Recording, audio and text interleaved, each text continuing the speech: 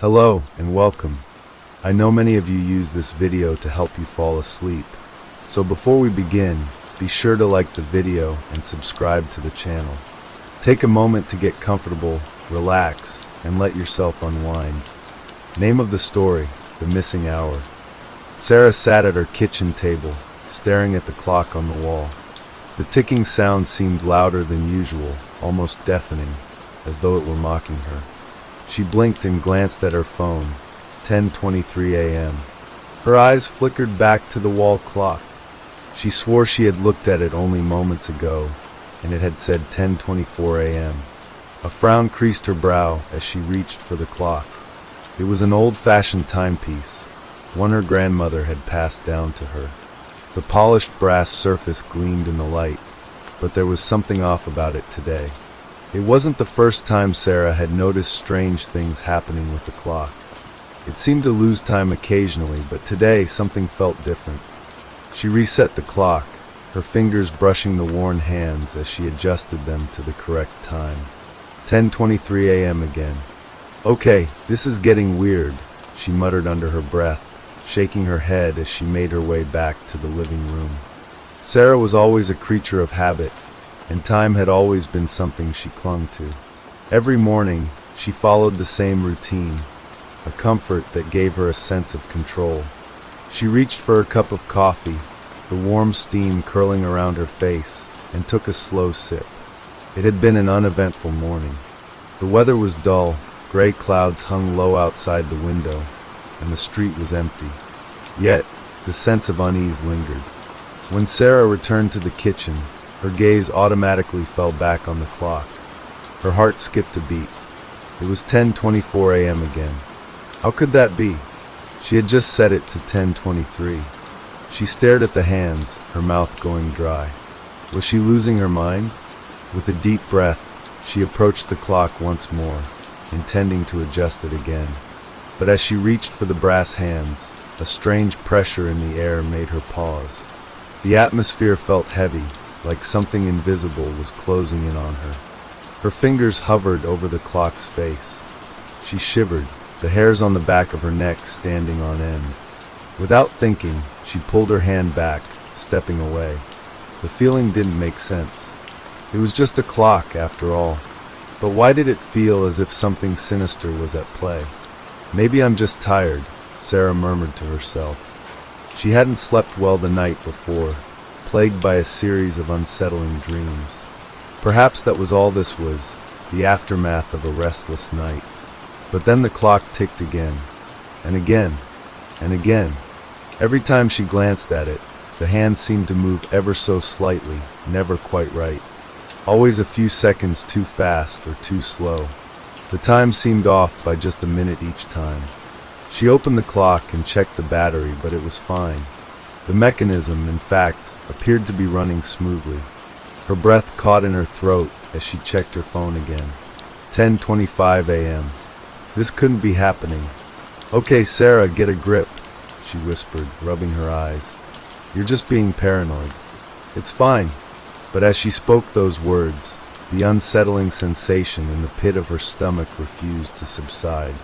A low hum began to fill the room, a vibration in the air that Sarah could feel under her skin. The clock ticked again. The sound of it was so sharp, so precise. But this time, the hands of the clock didn't just twitch, they shifted. Wait a minute, Sarah muttered. That's not right. Her eyes widened. The clock had jumped forward by an entire hour. It was now 11:25 a.m. She glanced back at her phone. Still 10:25 a.m. No way, Sarah whispered, stepping back from the kitchen counter. She felt dizzy, her head spinning as she tried to comprehend what was happening. She had seen it move. She had seen it jump ahead. A surge of panic rushed through her as she frantically checked the clock once more. It was stuck on 11:25 now, the hands frozen in place, as though mocking her attempts to understand. Suddenly, a sharp knock at the door startled her. Her heart raced, and she hurried to answer it. Who could that be? Opening the door, she found her neighbor, Mrs. Harris, standing on the porch. Mrs. Harris was an elderly woman with wisps of gray hair and thick glasses that made her eyes appear twice their normal size. She was holding a small package wrapped in plain brown paper. "Hello, dear," Mrs. Harris greeted with a smile. "I think this was left at my doorstep by mistake. It's for you." "Oh, thank you," Sarah said, still shaken. She took the package from the older woman's hands, forcing a smile despite the unease creeping in. "I appreciate it." "No problem," Mrs. Harris said, nodding before turning to leave. "Stay safe now, dear. It's not the best day for a walk." Sarah watched Mrs. Harris go back into her house, closing the door behind her. What did she mean by that? It was just an ordinary day, wasn't it? The package was small, wrapped simply, with no indication of who it was from. Sarah's hands trembled slightly as she tore at the paper, revealing a sleek black box with a digital clock on the front. The numbers blinked in an eerie green hue. 10:24 a.m. What? The time again. She stared at it, unsure whether to be terrified or curious. This had to be some sort of mistake, some weird coincidence. But everything felt wrong now. The air, the quiet in her home, even the small clicking of the clock seemed louder. She set the new clock down on the counter, watching it tick, waiting for it to shift like the old one had. But nothing happened. It just kept ticking in place, as though mocking her all over again. She looked back at her old clock, still frozen at 11:25. And that's when it hit her. Time hadn't just reset, it had skipped. A chill ran down her spine. Sarah stared at both clocks, her mind racing. There was no way she was imagining this. The old clock, still showing 11:25, had somehow skipped ahead, while the new clock was now locked on 10:24. The world felt off, like she was caught in some kind of twisted riddle she couldn't solve. Her hands trembled as she reached for her phone again, her breath shallow. The time read 10:26 a.m. This was impossible. With a shaky sigh, Sarah sat down at the kitchen table, her eyes bouncing between the two clocks. What was happening? She was starting to feel like she was losing touch with reality. Was she in some sort of time loop? The thought seemed absurd, but then she remembered the warning from Mrs. Harris, how she had said it wasn't the best day for a walk. Was it possible that Mrs. Harris knew something? Maybe she had seen something that Sarah hadn't? She had to find out. Standing up quickly, Sarah grabbed her coat and went outside, her shoes tapping lightly on the floor as she stepped out onto the porch. The air outside was colder than it should have been, and the wind rustled through the trees, sending leaves scattering across the yard. The streets were quiet, too quiet. There wasn't a single car in sight, not a soul walking down the street. It was as if the world had been emptied out, leaving only her to witness this strange, distorted day. She hurried down the steps and made her way toward Mrs. Harris's house. As she walked, she glanced up at the sky, which was unnaturally overcast. The clouds seemed to hang lower than they had before, casting everything in a dim, washed-out light. Her heart began to pound in her chest. Something felt wrong, like a shadow had fallen over the world, blotting out everything familiar. She reached Mrs. Harris's house and knocked on the door. A moment later, the door creaked open, revealing the elderly woman standing there, her face as expressionless as before. "Oh," Mrs. Harris said, her tone flat. "You're back. I was wondering when you would return. What's going on?" Sarah blurted out, her voice shaking. I need to know if you've noticed anything strange." Mrs. Harris seemed to peer at her through the glasses, her lips parting slightly, as though she were considering the question. Then she nodded slowly, almost imperceptibly. "Time does strange things here," she murmured. "It doesn't behave like it should. You've noticed it, haven't you?" Sarah felt her throat tighten as the realization dawned on her. The clocks, they keep changing. It's like everything's resetting. Mrs. Harris's expression shifted, a brief flicker of something unreadable crossing her face. She stepped aside and motioned for Sarah to enter. "Come inside. It's not safe out there," Mrs. Harris said, her voice quiet and cautious. Reluctantly, Sarah stepped inside. The house smelled faintly of lavender and something earthy, a scent that was both comforting and suffocating. Mrs. Harris led her to the sitting room, where she took a seat in the armchair by the window. The walls were lined with old bookshelves, each shelf crammed with dusty volumes.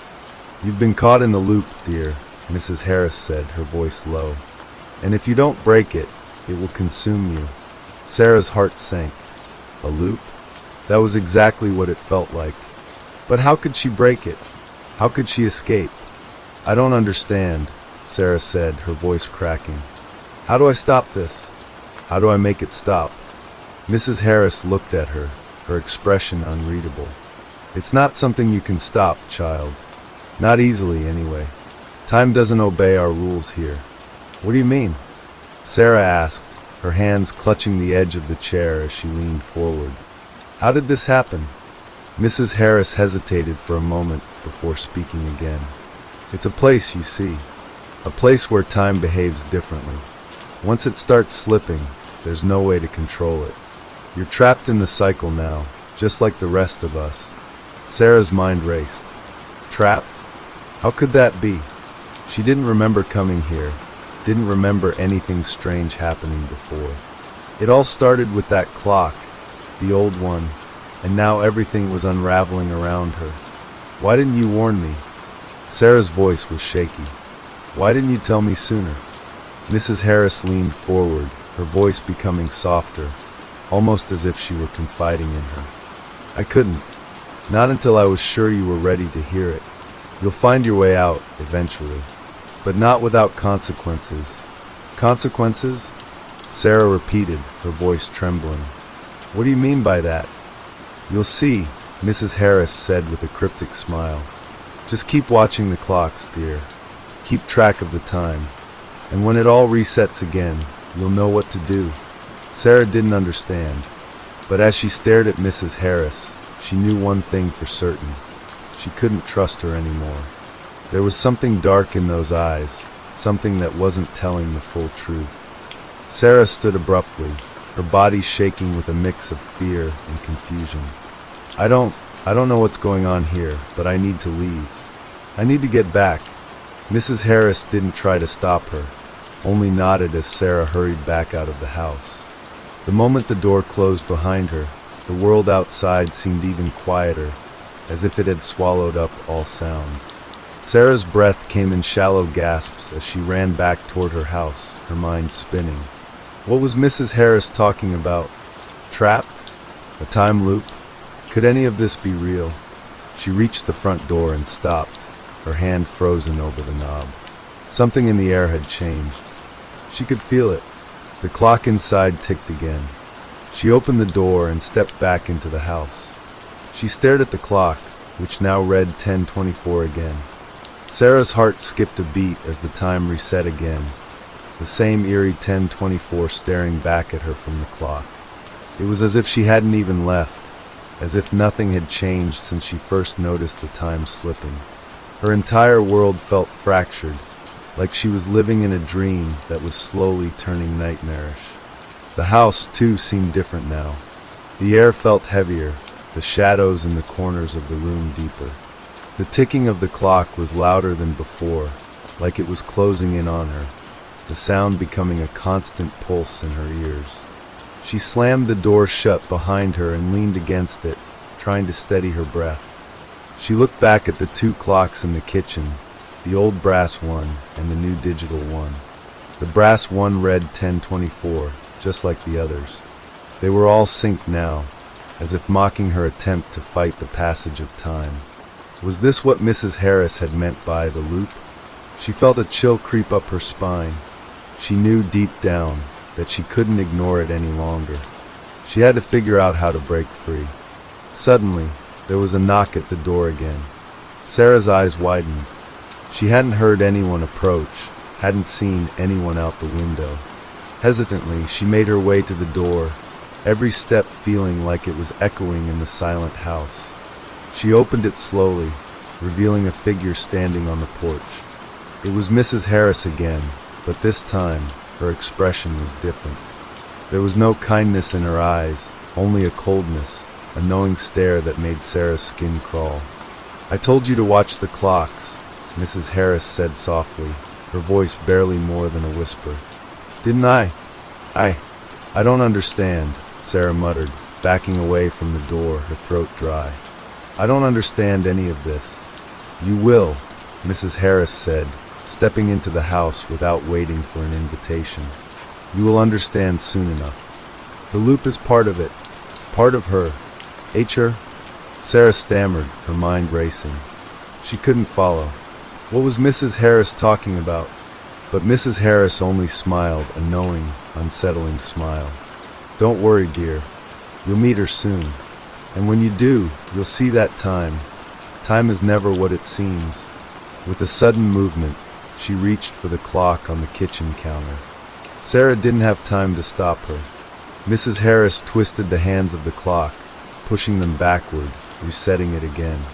But this time, something was different. The air around them shifted as the hands clicked, as though the house itself was breathing. Sarah's heart began to race, her entire body tensing as she tried to understand what was happening. "What did you do?" she whispered. Mrs. Harris stood motionless, her eyes not leaving the clock. "The loop isn't just time, child. It's a place that has no past and no future. It only exists in this moment, and once you're inside, well, there's no way out unless you break it." "Break it?" Sarah repeated, a knot forming in her stomach. "How? How do I break it?" Mrs. Harris chuckled darkly. "Oh, you'll know. It's not something you can plan, not something you can understand in your waking state. But you'll understand when it happens." A sudden rush of noise filled the room, a deep, vibrating hum that seemed to shake the walls. Sarah looked up, her breath caught in her throat. The lights flickered and then went out, plunging the room into darkness. The tick of the clock, sharp, rhythmic, and maddening, was the only sound. "Listen to it," Mrs. Harris's voice echoed through the dark room, the only guide in the silent void. "Listen to the rhythm. It's calling you." "I don't hear anything," Sarah said, her voice barely audible. Her hands shook as she fumbled for her phone, hoping the light would help, but it flickered out just as quickly. She was completely blind now in the dark house, unable to hear anything except the ticking. "That's because you're not ready," Mrs. Harris whispered, her voice coming from all around her, a terrifying echo. "Not ready to hear what it really means." The air thickened, like a pressure had descended upon the room, pushing against Sarah's chest. She gasped for breath, her pulse quickening as the room seemed to shift around her. The familiar corners of her home were now warped, like something was distorting the space itself. Time wasn't just moving oddly, it was bending. Suddenly, Sarah felt a cold hand on her arm, and she spun around, gasping in terror. But there was no one there. The room was empty again, the oppressive hum fading into silence. She didn't know how much time had passed, but the feeling of being watched never left her, as though every second was stretching out, becoming a thing of its own, pulling her deeper into the loop. Sarah backed away from the kitchen, stumbling into the hallway. Her footsteps echoed in the stillness. The clocks in the house were still ticking, their sound never ceasing, growing louder with each passing second. With a trembling hand, she touched the walls as though to ground herself. They felt wrong, slick and cold under her fingertips, like the fabric of the house itself was tearing. But she couldn't stay here. She couldn't stand the pressure any longer. The house felt like it was alive, shifting around her, and the walls seemed to pulse with a life of their own. She turned and ran toward the door, but as she reached for the handle, a voice, clear and sharp, cut through the air, freezing her in place. "Not yet, Sarah," Mrs. Harris's voice echoed once again, though she was nowhere to be seen. "You're not done yet." Sarah's heart slammed against her ribs. Her breathing was shallow, her legs unsteady beneath her. There was something in the air, something almost alive, and she could feel it closing in. I don't understand." Sarah cried out, her voice cracking in desperation. But Mrs. Harris's laughter filled the room, hollow and cold, as though it was coming from every direction at once. "You will," she said softly. "Soon enough. You'll understand everything. And then you'll be ready." Sarah reached for the door once more, but this time it wouldn't open. Sarah twisted the door handle, her heart pounding in her chest, but it wouldn't budge. It was as though the door itself had become a part of the house, locked away from her, a barrier keeping her trapped inside. She pulled harder, gritting her teeth in frustration. The door was solid, immovable. A chill swept over her, creeping along her skin like icy fingers. She backed away from the door, her breathing quick and shallow. The silence in the house was deafening, and yet the ticking of the clocks, loud, relentless, and oppressive, rang in her ears like the heartbeat of the house itself. "You're not ready to leave," Mrs. Harris's voice echoed again, cold and unnerving. It sounded as if it was coming from every corner of the room, bouncing off the walls surrounding Sarah. "Time doesn't let you go that easily." The air in the house seemed to warp and bend around her, distorting the familiar shapes of the room. The walls stretched in odd directions, and the shadows clung to the corners like they had a life of their own. The clocks ticked in unison, their relentless march mocking her, as though time itself was mocking her struggle. Sarah's mind raced. She had to get out. She had to escape this loop, but every time she thought she understood what was happening, it slipped away like sand through her fingers. Suddenly, the clock stopped. For the briefest moment, the silence was absolute. Sarah stood frozen in place, listening to the eerie quiet. The ticking had stopped, and the house seemed to hold its breath. Then slowly, the hands of the clocks began to move again. But this time, it wasn't like before. The hands jerked forward, rapidly ticking through minutes and hours at an unnatural speed. It was as though time itself was speeding up, dragging her along in its wake, forcing her to watch it unfold. She tried to step back, but the walls felt too close, the space shrinking around her, as if she were being pulled into the vortex of time itself. The air grew colder, and she shivered. It felt like the room was getting darker, the shadows closing in tighter. The clocks weren't just ticking now, they were echoing, ringing in her ears, becoming more distorted with each passing second. Suddenly a voice, sharp and clear, cut through the chaos, and Sarah froze. "Sarah," it called, the sound lingering in the air like a whisper from the depths of the dark. "It's time." She spun around, her eyes wide with panic, but there was no one there. The house was empty, yet the voice continued, reverberating off the walls. "You've been here before," the voice said, low and insistent. "This is not the first time. This is not the last." Sarah's breath hitched as the realization hit her. She wasn't just trapped in a time loop. She had been here before. Somehow the house had shifted, but she had already walked this path. The clocks, the shadows, the voice, it was all repeating. "Come to me," the voice urged again, and this time there was a sense of urgency. "You've heard it before. You will hear it again.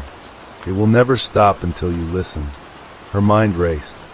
She wanted to scream, to run, but the air felt thick, as though every movement she made was being watched, measured. Her own heartbeat echoed in her ears, drowning out everything else. The clock's ticking resumed, louder and faster.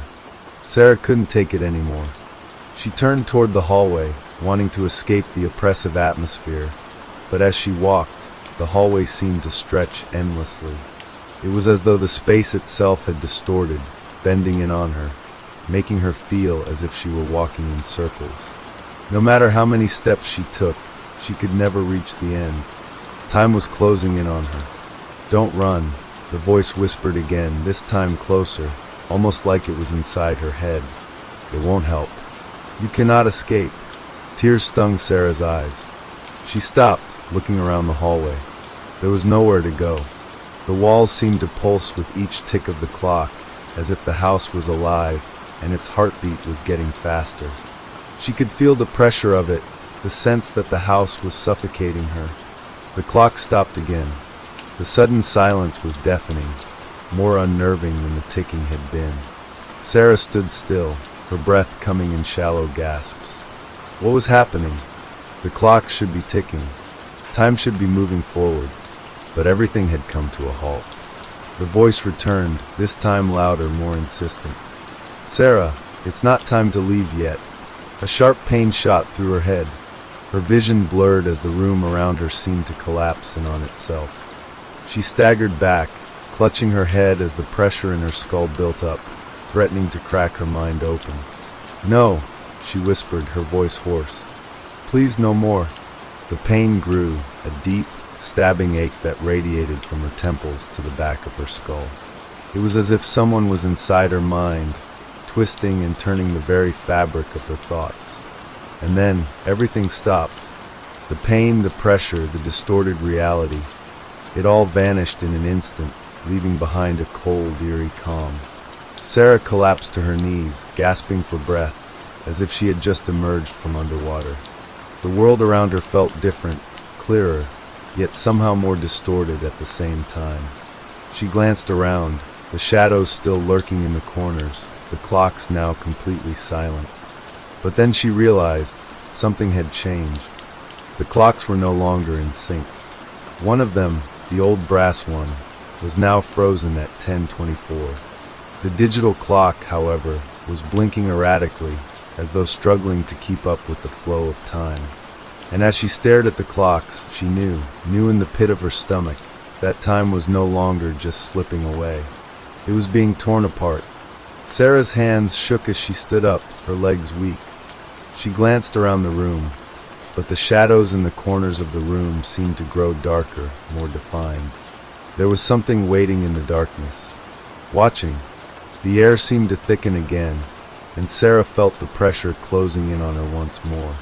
The voice, cold and unforgiving, returned in a whisper. You can't break it, Sarah, it hissed. Time doesn't let go that easily. The weight of the voice hung in the air, suffocating Sarah. Every inch of her being screamed to escape, but the room felt like a cage, the walls pressing in from every side. She felt trapped, not just by the house, but by the very fabric of reality itself. Time, once a constant companion, was now a shifting, malleable force, something she couldn't comprehend. The ticking of the clocks resumed, but this time it was erratic, like the sound of 1,000 heartbeats colliding together in a chaotic rhythm. Sarah's hands clenched into fists as she tried to steady herself, the noise overwhelming her. It was like she could feel the passage of time, no longer just something abstract, but something alive, something watching her, waiting. She turned to the window, desperate for some kind of escape, but the view outside only added to the sense of unreality. The sky was an unnatural shade of gray, the clouds swirling, as though they too were caught in the same endless loop. The trees in the yard seemed to sway in slow motion, frozen halfway between one movement and the next. It was as if the world outside had become as disjointed as the clocks inside. Sarah backed away from the window, her chest tight with fear. Her thoughts were jumbled, like they couldn't find a way to connect anymore. She had to break the loop. She had to get out before it consumed her completely. But how? The house felt like it was alive now, its every creak and groan sending ripples of dread through her. She could almost feel the walls breathing, the floor shifting beneath her feet. It was as though the very space around her was changing, bending and warping, each breath she took causing the room to stretch in ways it shouldn't. With trembling hands, Sarah touched the nearest wall, her fingers brushing against the cold surface. It felt smooth, almost slick to the touch, like something unnatural was hiding beneath the surface. She yanked her hand back, her heart racing. The voice spoke again, this time louder, more insistent. You're still here, still trapped. The walls seemed to pulse, as if the house was alive, listening to the voice. Sarah wanted to scream, to run, but her body was frozen, as though the house had rooted her in place. She could feel her thoughts spinning out of control, her mind growing more and more frantic with each passing second. Why me? She whispered to the empty room. Why am I the one caught in this? The ticking of the clocks continued, but it was no longer synchronized. The sound felt fractured, like it was coming from different directions, warping into something indistinguishable. It was maddening. The lights flickered again, casting the room into darkness for a brief moment. When they flickered back on, everything was different. The room had shifted. The walls were no longer the same, the furniture slightly altered, as if time itself had rearranged the space while she wasn't looking. It felt like an eternity had passed, and yet Sarah knew it hadn't. She looked at the clocks, her stomach twisting. The brass one still showed 10:24, but the digital clock was now flashing, its numbers jumping erratically, faster and faster, as if trying to catch up with the pace of her thoughts. Time itself was becoming a blur, speeding and warping in ways she couldn't understand. A sudden, sharp pain shot through her head again, more intense than before. It felt like a vice had clamped around her skull, and she staggered back, clutching her temples. She couldn't breathe. She couldn't think. "You can't escape," the voice whispered, its tone now hollow and mocking. "Time will always catch you." Her vision blurred as she fell to her knees, the pressure in her mind building, suffocating her. The room around her seemed to tilt, everything spinning faster and faster. The clocks, the walls, the very air, everything was collapsing, all at once, pulling her deeper into the loop. She tried to scream, but no sound came out. The pain in her head intensified, and she felt as though her very consciousness was being torn apart. Then, in a sudden flash of clarity, everything stopped. The pain vanished, the clocks froze, and the room fell silent. Sarah's chest heaved with exhaustion, and she gasped for air, the weight of everything crashing down on her. She was no longer sure where she was, no longer sure what was real. It was as though the house had reset itself, as though she had been thrown back to the beginning, only everything was slightly different now. The clocks were still, the room was still, but there was something fundamentally wrong about it all. She could feel it in the air, the sense of something watching her, waiting for her to make the wrong move. And then the voice spoke again. "You've been here before. You'll be here again." Sarah slowly turned her head toward the source of the voice, but there was no one there. The room was empty, as it had always been. Her breath quickened. She couldn't stay here. She had to find a way out, any way out. But how? She had tried everything. Every path she had taken had led her right back to the same place. The clocks, the walls, the shadows, they all mocked her now. They all whispered the same thing. Trapped? Sarah's mind raced. She had to do something, anything. But every thought felt like it was slipping away from her, as though she was forgetting pieces of herself with each passing moment. She took a step forward, her legs shaky, but the floor beneath her felt different now. It wasn't solid. It was shifting, bending, like it was made of something soft and pliable. She stumbled, her heart hammering in her chest. The air grew thicker, heavier, and the shadows seemed to stretch out toward her, growing longer, reaching for her. The clocks ticked again, but it was a strange, distorted ticking, like the sound was coming from deep within the house, echoing through the walls. Something was coming, something that would make her understand the true nature of the loop. But Sarah was no longer sure if she wanted to know. Sarah's breath caught in her throat as the shadows seemed to pull closer, their edges sharp and dark, creeping toward her like hungry fingers. The sound of the ticking grew louder, the sharp clicks sending vibrations through her bones. It was as if the clocks had become a heartbeat, and with every tick, the house itself was drawing her in, consuming her little by little. Her mind swirled with confusion and fear. The air around her felt colder, each breath she took feeling heavier than the last. She could almost feel the presence of something behind her, something just out of sight, but when she turned, there was nothing there.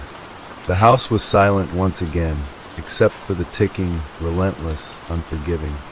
She stumbled backward, her eyes darting around the room, desperate to find something that made sense.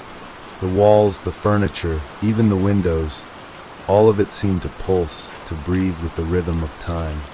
Every step she took felt like she was walking on the edge of something vast, something beyond comprehension, and with each movement, The house seemed to close in tighter, suffocating her.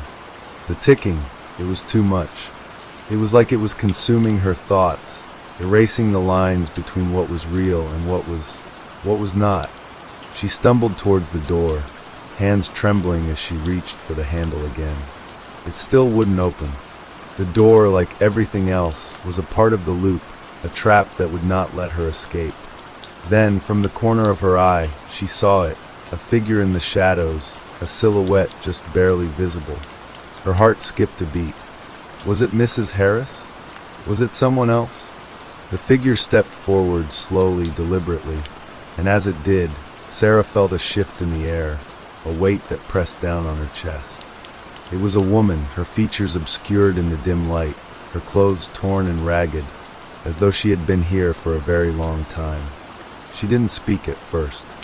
She just stood there, watching Sarah with an intensity that made Sarah's skin crawl. Finally, the woman's voice broke the silence, low and rasping. "You're not supposed to be here." The words were chilling, as if they were meant to be a warning. Sarah's blood ran cold. Who are you?" she whispered, taking a cautious step backward. Her mind raced, trying to place the figure, but nothing made sense. The woman didn't answer right away. Instead, she took another slow step forward, and Sarah instinctively took another step back. "You shouldn't have come," the woman repeated, her voice growing softer and more hollow. "This place, it changes you. It becomes you. And once you're inside, you never leave." A sudden flash of memory hit Sarah, the loop, but it was more than just the clocks. The woman in front of her seemed to belong to the house, as though she had always been here, an ancient part of the very fabric that twisted time around them.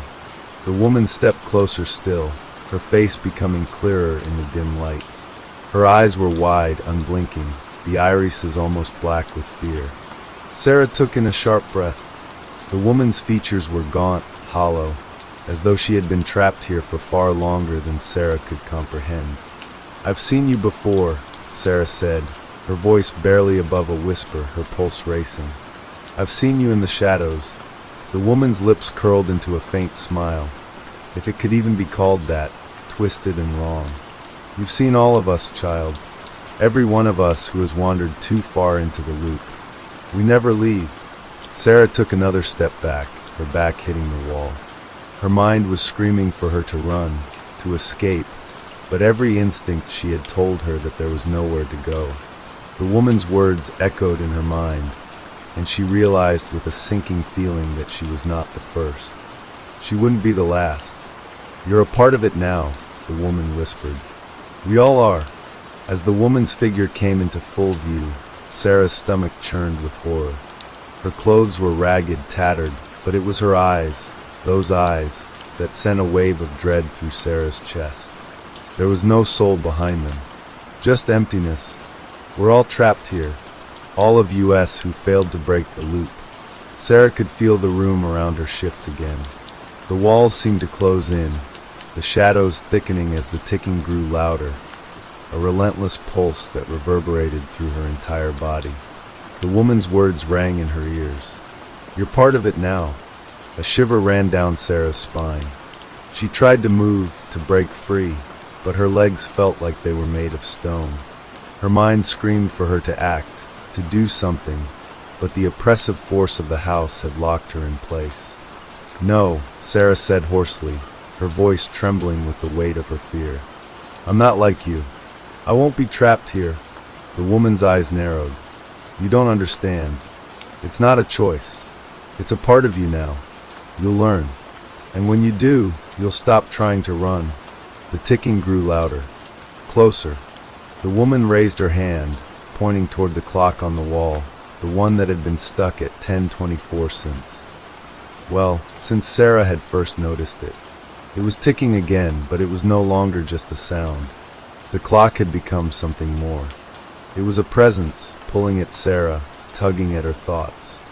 It was like the very fabric of reality had become tangled around it. "No one gets out," the woman murmured, her voice growing distant, her features fading as if she were becoming a part of the shadows herself. "And if you think you can..." She stopped, her voice trailing off, and for a moment, Sarah thought she saw something change in the woman's eyes, something almost like pity. But it was fleeting, gone as quickly as it had appeared. Then the woman vanished, melting into the shadows as if she had never been there. Sarah stood frozen in the darkness, her breath quick and shallow, her heart pounding.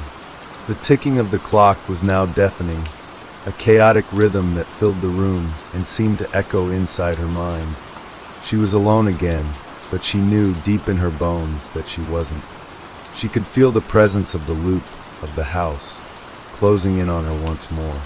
Time wasn't just a measurement. It was alive. The ticking grew faster. The shadows grew darker. And then, the clock stopped once again. The silence that followed was suffocating, the oppressive weight of the house pressing down on her chest. She didn't know how much longer she could stand it, how long she could fight it, but deep down, Sarah knew. The loop wasn't just waiting for her to break it. It was waiting for her to join it. The silence that filled the room was almost suffocating. It pressed in on Sarah, wrapping itself around her chest, making it difficult to breathe. Her mind reeled from the strange woman's words, each one like a needle, burrowing deeper into her thoughts. "You're part of it now." She shook her head, trying to force those words from her mind, but they clung to her like a shadow. The house, the clocks, the presence she felt, they were all part of something larger than she could understand. Something that wanted her, something that had been waiting for her. She was no longer sure where the house ended and she began. The lines were blurring. And then, as if the silence had been a breath held too long, the clocks began ticking again, but this time it was different. The rhythm wasn't chaotic. It was deliberate, synchronized. Each tick of the clocks felt like a pulse, beating in time with her own heart. A sudden flash of motion caught her eye. Something darted across the room. She whipped around, her breath catching in her throat. There was nothing there. She wasn't sure if she had imagined it or if the house itself was playing tricks on her. But she could feel it. Something was watching her. Watching from the corners, from the shadows, from beyond the walls. The room felt wrong. It had always felt wrong, but now it felt alive, as if the house was not just a place but a thing that had its own thoughts, its own will. It seemed to know her fears, her weaknesses, and it used them against her. She stumbled back to the window, pressing her hands against the cool glass, peering outside. But the world outside was just as distorted as the room. The sky had turned an unsettling shade of purple, and the trees seemed to twist, their branches bent in unnatural angles. There was no wind, no movement, just a static, frozen scene, like a photograph that had been held too long in one place. The world beyond the window was as trapped as she was. Her gaze fell back to the clock on the wall, the brass one that had started this all. It was ticking again, the second hand sweeping in slow, deliberate movements. Time, as though it was its own creature, pulsing through the room, through her, controlling everything. She stepped back from the window, feeling the air grow colder. The sensation was different now. She could feel it in her bones, in her skin. The weight of the house was pressing harder on her, pushing her closer to something she couldn't define. It was then that she realized something else, something that made her blood run cold. The clocks were no longer counting time as she had known it. No, they were counting her movements, her thoughts, her fear. The ticking, it wasn't just a sound anymore. It was an indicator, an observer, marking every step she took, every second she hesitated. Suddenly, the air felt thicker, as though the very space around her was closing in. Sarah's breath came in ragged gasps, her eyes darting around the room. It was almost as if the house was folding in on itself, each corner and each shadow pushing closer, suffocating her. She tried to turn toward the door again, but as her hand touched the handle, a sharp pain coursed through her body, starting at her fingertips and traveling up her arm. She cried out, stumbling back, shaking her head as if trying to shake off the pain. Her body felt wrong. It wasn't just the house anymore. It was her. She was changing. Every movement felt slow, every sensation exaggerated. Her skin tingled with static electricity. The house seemed to hum with energy, as though it were feeding on her, shaping her into something it could control. Then, in the corner of her vision, she saw it again, a flicker of movement, fast and fleeting. She turned sharply, but once again there was nothing. Her heart raced as the shadows seemed to stretch further, twisting in the corners of the room, watching her waiting. The ticking of the clocks grew louder again, but now it wasn't just the clocks. It was her thoughts. Every second that passed seemed to echo in her mind. It felt like there was no escape from the passage of time. It wasn't just a matter of being trapped in a house. It was as though she was becoming a part of it, part of the time, part of the loop. "No," she whispered, her voice shaking. "No, this isn't real." But even as she said the words, a part of her knew that it was. The woman's warning echoed again in her mind. "You're part of it now." The sound of footsteps, slow, deliberate, came from behind her. Sarah froze, her heart pounding. She didn't need to turn around. She could feel the presence. It was there, moving toward her, each step measured and deliberate, just like the ticking of the clocks. Her head spun, and she felt as though the walls were closing in on her. The shadows seemed to merge with the floor, with the walls, becoming one with the room itself. Time had stopped, but only for a moment. A heartbeat, a second, and then a voice. "I told you." The voice was soft, soothing, yet laced with something sinister, something familiar. "You can't escape." Sarah turned, her eyes wild. The woman from earlier stood before her again, her face pale and twisted, her eyes empty, hollow. She was still wearing the same ragged clothes, her figure gaunt, like someone who had been trapped for far too long. "You're part of it now," the woman repeated, her voice low, almost tender. "There's no way out. You belong to it now. You are it." Sarah shook her head, her breathing frantic. "No, I won't be like you. I'm not like this. I won't be." The woman's lips twisted into a faint smile. "You will be. You already are." Her hands reached out, and Sarah could feel the pull, like something was latching onto her very being. Her body, her mind, they were slipping away, becoming part of the loop. Time, the house, the shadows, they were consuming her, and no matter how much she fought, no matter how hard she tried, there was no escaping it. The ticking grew louder. Each second felt like a weight, pressing down on her. "You will become a part of the loop," the woman whispered. And with that, the room fell into darkness once again. The darkness was all-encompassing, as if Sarah had been swallowed by the very shadows that had been creeping around her. There was no light, no sound, only the oppressive weight of silence pressing down on her chest. She tried to scream, to cry out, but no sound escaped her lips. She could feel her heart racing, the panic building within her, but it was as though her body was no longer hers to control. She was floating, suspended in the void, surrounded by the sound of her own breath echoing in the emptiness. Time had stopped, and yet it hadn't.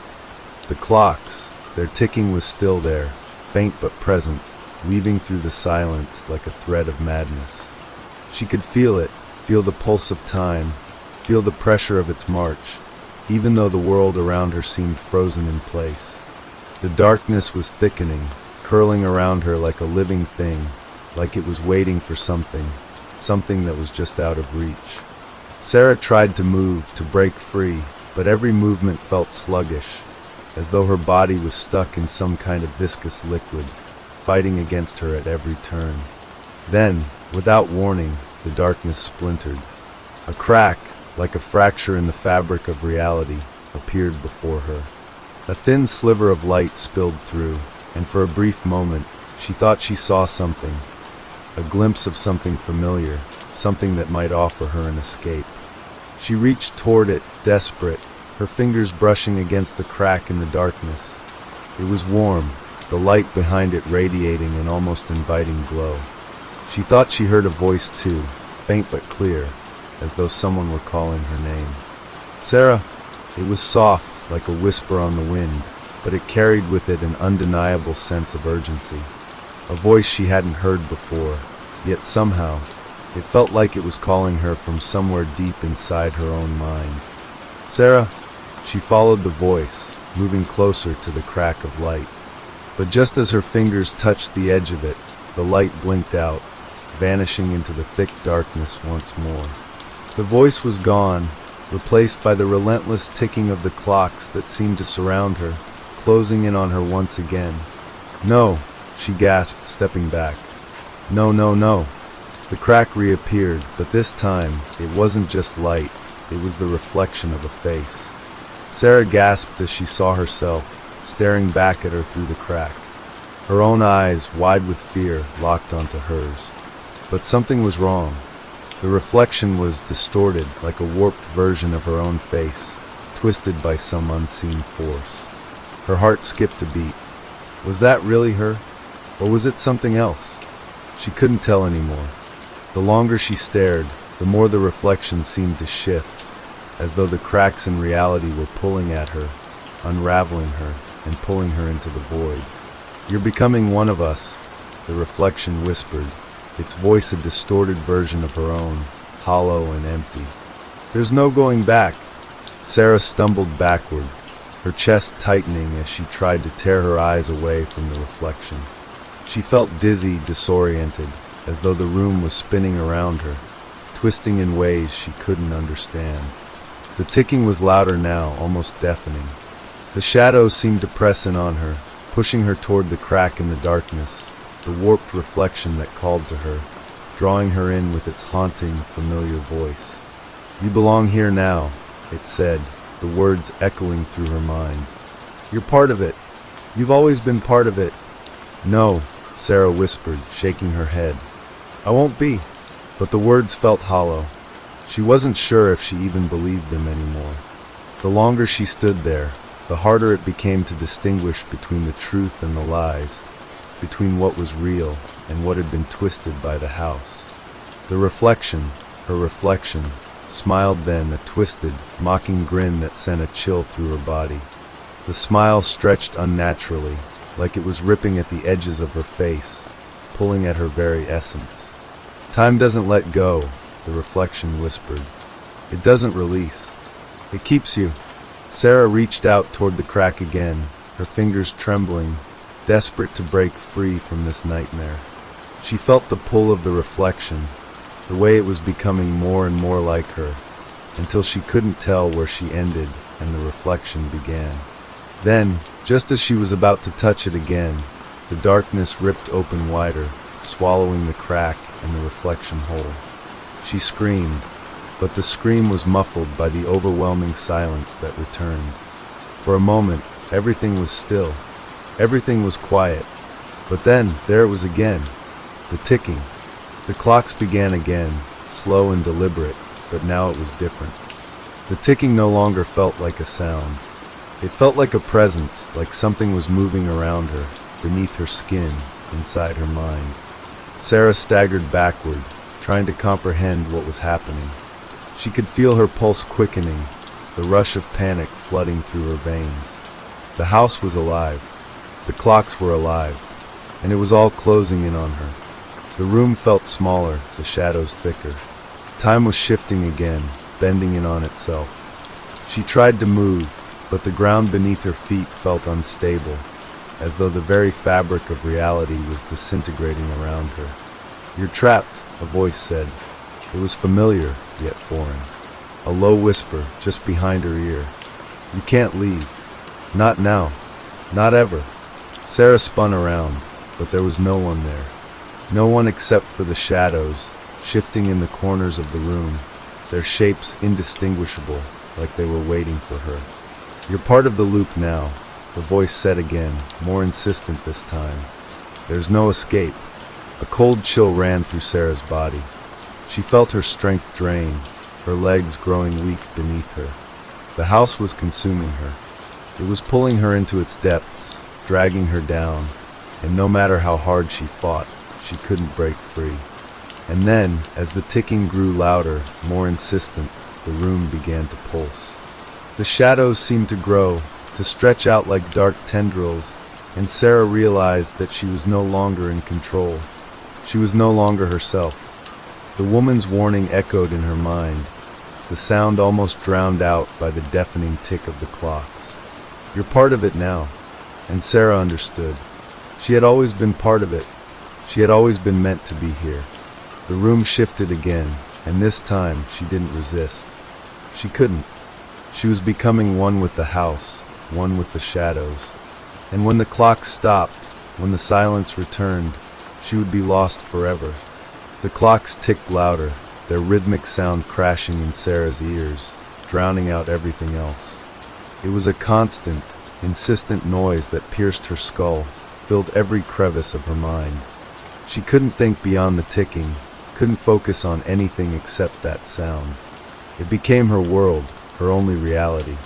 And then, as the minutes dragged on in their torturous loop, something shifted. The room that had once been so familiar now seemed alien foreign. The walls seemed to breathe, expanding and contracting with each pulse of time, as though the house itself was alive, aware of her. The shadows that had once been distant now seemed closer, pressing against her skin, against her very soul. Sarah tried to speak, to scream, but the words caught in her throat, suffocating her before they could form. She couldn't breathe, couldn't move. She was paralyzed by the weight of the house, by the weight of time. She was trapped in a cycle she couldn't escape. The loops had already begun to bleed into one another. Each reset was different, each one altering the world around her just slightly, just enough to confuse her, to make her question what was real. Her reflection appeared again, just like before, but now it wasn't only in the crack. It was in the corners of the room, in the shadows, in the glass of the broken lamp on the floor. Everywhere she looked, she saw herself, but distorted, twisted, always just a little off. "No," Sarah whimpered, backing into a corner, her mind reeling. "This isn't me." But even as she said it, the reflection smiled, its features shifting, like a puzzle missing pieces. Her eyes, glared back at her, empty and hollow. "You are," the reflection said, its voice no longer hers, but something darker, deeper. "You've always been part of the loop. There's no escaping now. We're one." Sarah's breath quickened. Her mind raced as the darkness pressed in from all sides. It was inside her now. It had always been inside her, just waiting for the moment when she would understand the truth. She wasn't just trapped in the house. She wasn't just stuck in time. She was time. She was the loop, just as much as the house was. The room twisted again, and Sarah stumbled as the floor seemed to warp beneath her feet. The walls began to bend, the ceiling shifting upward as though stretching away from her. Time was unraveling, the very fabric of reality tearing apart as the clocks continued their relentless ticking. It felt like her skin was being pulled, stretched thin over the bones of something wrong. She could feel her mind splintering, each moment pulling her further away from herself, from the person she had been. She was becoming part of the house, part of the loop. The air around her grew thick, suffocating. She tried to move, but her limbs felt heavy, like they no longer belonged to her. She looked at her hands, expecting to see her own fingers, but they were strange, twisted, unfamiliar. Her nails had turned black, like something had seeped into her very being. "Please," she gasped, her voice barely a whisper. "I don't want this. I don't want to be like you." The reflection in the corner tilted its head, its smile widening. "It's too late," it said, its voice a haunting, mocking echo of her own. "You've always been here. You've always been part of it." Sarah felt her heart begin to race again, the panic rising as she tried to pull herself away from the mirror-like image of herself, but there was no escape. The reflection was everywhere now, stretching out, engulfing the room, until she couldn't tell where she ended and it began. The clocks kept ticking. The noise was deafening. Each tick, each talk, seemed to punctuate the silence, marking the passage of time, marking the erosion of her sanity. Then the light flickered briefly before dying altogether. The house was plunged into darkness once again. Sarah gasped, her breath coming in ragged gasps as she stumbled forward, her hands reaching out, trying to find something to hold on to. But the darkness was absolute. There was no sense of direction, no sense of space, just the endless, oppressive blackness. And then there was a voice. It was the same voice she had heard earlier, soft and insistent. But now it was accompanied by something else, something that made her skin crawl. There was a presence behind her, something that was breathing, something that wasn't human. The voice wasn't speaking anymore. It was whispering, like it was in her ear, like it was right next to her. "Sarah," the voice murmured, the syllables stretched and distorted. "You're mine now. You belong to the loop. There's no going back. You never left." She turned toward the voice, but there was nothing there. Nothing except the darkness. It had no form, no shape, just a feeling, a presence, something that was all around her, pressing against her, suffocating her. The air was thick with it, the very atmosphere heavy with the weight of time itself. It was closing in on her, pulling her in. She couldn't escape it. She couldn't escape the house. She couldn't escape the loop. And then the ticking started again. Louder this time. Closer. It was deafening, the sound of time itself crashing down on her, tearing her apart from the inside. The clocks were everywhere, all of them synchronized, all of them counting down to a single, horrible moment. But she didn't know what that moment was. All she knew was that it was coming for her. It was already here. The walls were closing in again, the shadows stretching, pulling at her. She could feel them, feel their fingers curling around her, pulling her deeper into the dark. Her body trembled, but she couldn't move. Her mind was shrouded in a fog of fear and confusion, and she couldn't even tell if she was still alive. She could feel herself slipping. Her body, her thoughts, they were dissolving, breaking apart, becoming one with the house. The clocks kept ticking, each beat a reminder of her fate, of her inevitability. And then, through the blackness, she saw something. A flicker, a flash of light. The crack, the same crack that had appeared before, when the reflection had haunted her. But now the crack was larger, the light blinding, stretching out like a beacon in the darkness. Sarah didn't know what it meant, but she couldn't help but reach for it. She had to. It was the only thing that felt real anymore. She reached for it, her fingers brushing the edge, and the house trembled. The darkness roared. The clock stopped. The stillness that followed was unlike anything Sarah had ever experienced. The clocks had ceased their relentless ticking, the oppressive silence now wrapping around her like a thick blanket. It was a silence so deep, so profound, that it almost felt wrong, like the universe itself had forgotten how to exist. But it wasn't peaceful, it was suffocating. Her breath was shallow, her chest rising and falling in uneven gasps, as if the air itself had become harder to breathe. She had touched the crack, had reached out to it with everything inside her, hoping, no praying, that it would lead her to escape, to freedom. But now there was nothing. The darkness was consuming her once again, and she couldn't see her own hands, couldn't even feel her body clearly. For a moment, Sarah was unsure if she was still in the same place. The crack had vanished the instant her fingers brushed against it, replaced by an overwhelming darkness that seemed to pulse with a life of its own. It moved like the heartbeat of the house, a steady rhythm that seemed to seep into her very soul, syncing with her pulse. She reached out, hoping to find something, anything, but there was nothing. Her fingers scraped against the empty air, and she felt the sharp sting of panic in her chest. Then, as if the house had decided to relent, there was a sound. One small, insignificant noise that was like the first stirrings of life. A single footstep, then another. They were quiet at first, barely audible, but they grew louder with each passing second. The sound of someone, or something, walking in the dark. "Hello," Sarah whispered, her voice trembling. She had no idea if she was speaking to herself or to whatever was walking toward her. She didn't know if she could trust her own senses anymore. The footsteps paused, and for a moment there was nothing. Absolute silence again.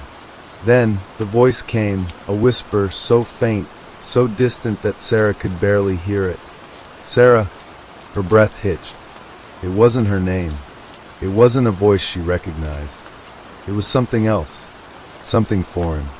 Yet, it was so familiar, so close to something she had heard before, something that had been in her thoughts for too long. The presence in the darkness seemed to shift, moving closer to her. She couldn't see it, couldn't feel it, but it was there. She could sense it, the way it was pressing in on her, the way it made her skin crawl. "Who's there?" Sarah demanded, her voice now more frantic, more desperate. The panic was rising again, drowning her. She wanted to scream, to run, but her legs wouldn't move. Her body felt heavy, like it was made of lead. The air was thick, pressing down on her, and it felt like the house was shrinking, closing in on her, preparing to swallow her whole. The footsteps came again, slow and deliberate. It was walking toward her, its presence growing stronger, more palpable with every second. And then something shifted. Something clicked in the air. Sarah could feel it. The temperature dropped, a coldness creeping under her skin, sinking deep into her bones. She shivered, her teeth chattering from the sudden chill. "Sarah," the voice whispered again, but this time it was clearer, closer. She could almost make out the words, could almost understand it. But it wasn't comforting. It wasn't a voice that would reassure her. It was the opposite. It was hunting her. The cold around her grew more intense, suffocating, and Sarah finally forced herself to move, stumbling forward, but the house seemed to shift with her every step. The walls, which had once been straight, now bent at odd angles. The floor beneath her feet felt uneven, like it was shifting with each movement. She couldn't see the way forward. She couldn't see anything. She could only hear the footsteps, slow, deliberate, coming closer, closer, closer. It wasn't human. It wasn't anything she had ever known. It was something else. "Leave me alone," she screamed, though she wasn't sure who she was even screaming at. She didn't know where the voice was coming from, but it was there, always just beyond her reach, always too close. The footsteps didn't stop. They grew louder, more insistent, and then just as suddenly as they had started, they stopped. The silence returned, but this time it was deafening. It was like the house had swallowed the sound whole, leaving nothing but a gaping, endless void. Sarah could feel her heart pounding in her chest, the beat of it growing louder, drowning out everything else. She was breathing heavily, trying to steady herself, but the cold was still there, gnawing at her skin, creeping into her flesh. Then, the whisper came again, this time with a dark promise. "You can't escape." It was the same voice as before, but now it was different. The sound was more distorted, more fragmented, like it was coming from 1,000 different places all at once. She could hear it in the walls, in the floor beneath her, in the very air that surrounded her. The ticking. It was back. It was louder this time, almost deafening, as though the clocks had multiplied, their hands moving at impossible speeds, their gears grinding together. The sound of it filled her head, filled every corner of the house.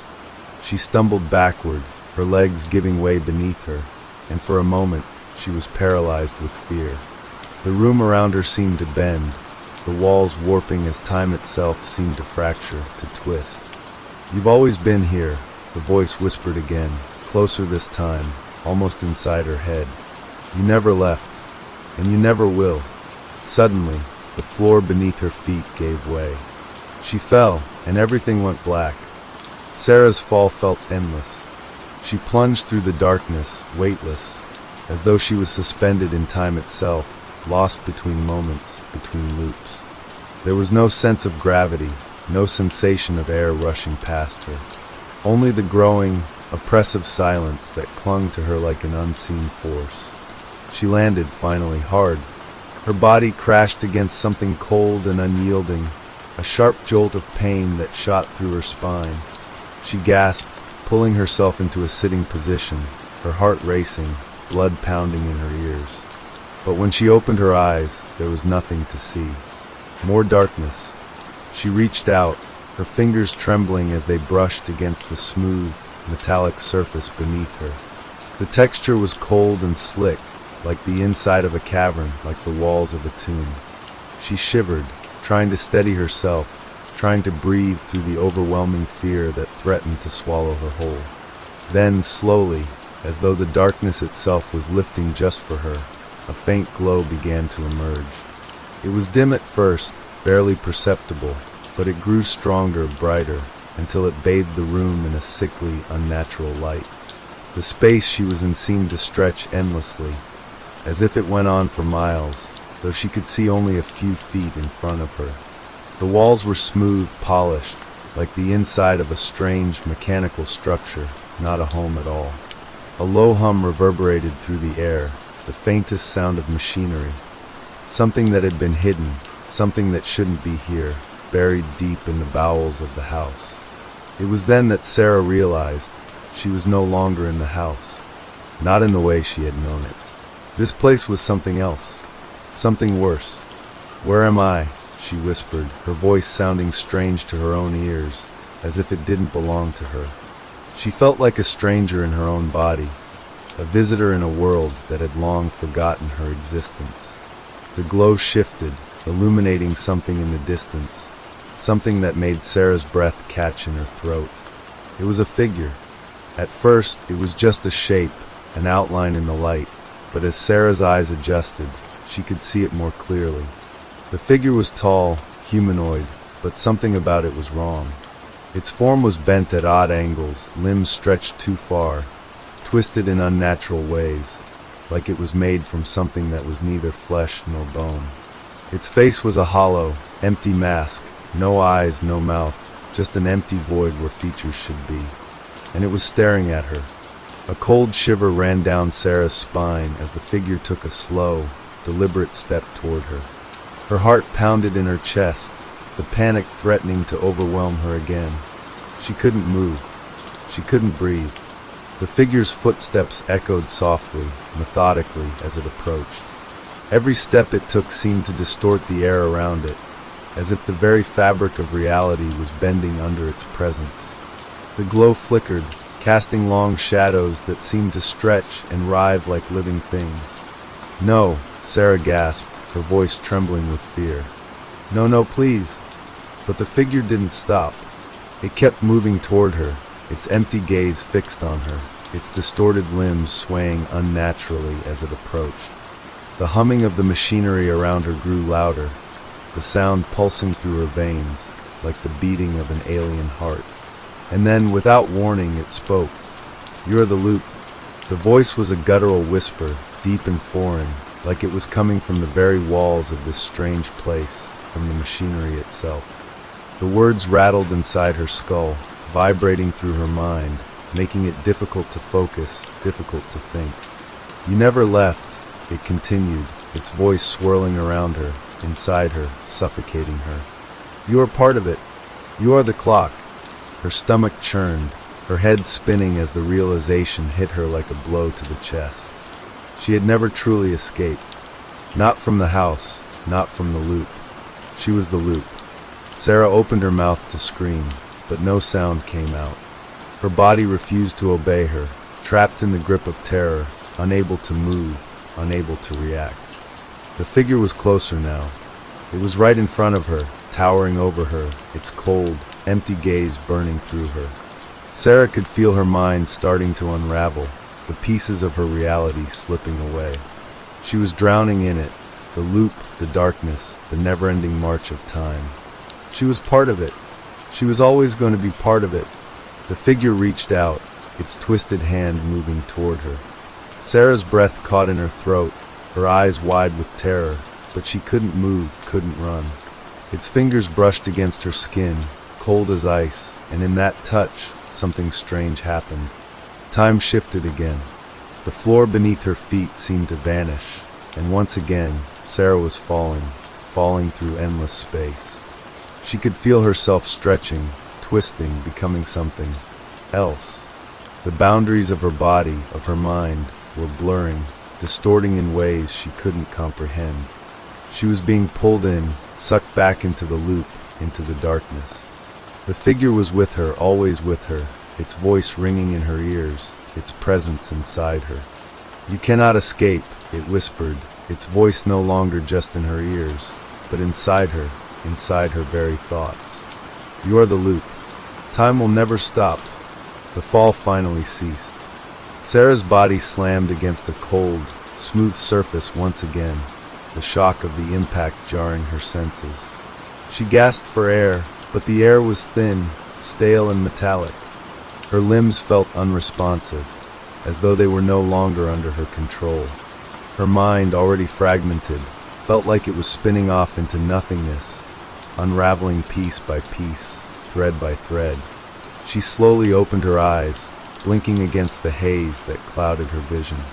The room, or what passed for a room, was dimly lit, a strange, pulsating light that came from nowhere, casting shadows that seemed to flicker and warp with each beat. The walls were made of the same cold, alien material she had felt earlier, smooth and reflective, yet somehow absorbing, like they were sucking in the very light. Sarah groaned, trying to push herself to her feet. But the moment her hands touched the ground, a ripple of energy ran through her, and she froze. The humming in the air grew louder, vibrating her very bones. It wasn't the steady hum of machinery this time.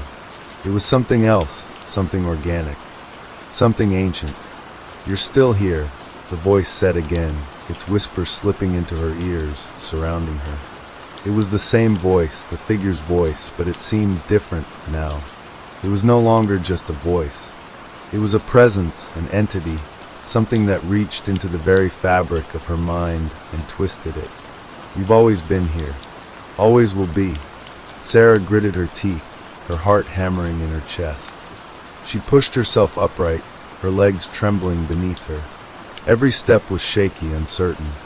She was disoriented, the world around her a blur of motion and sound, like a dream she couldn't wake from.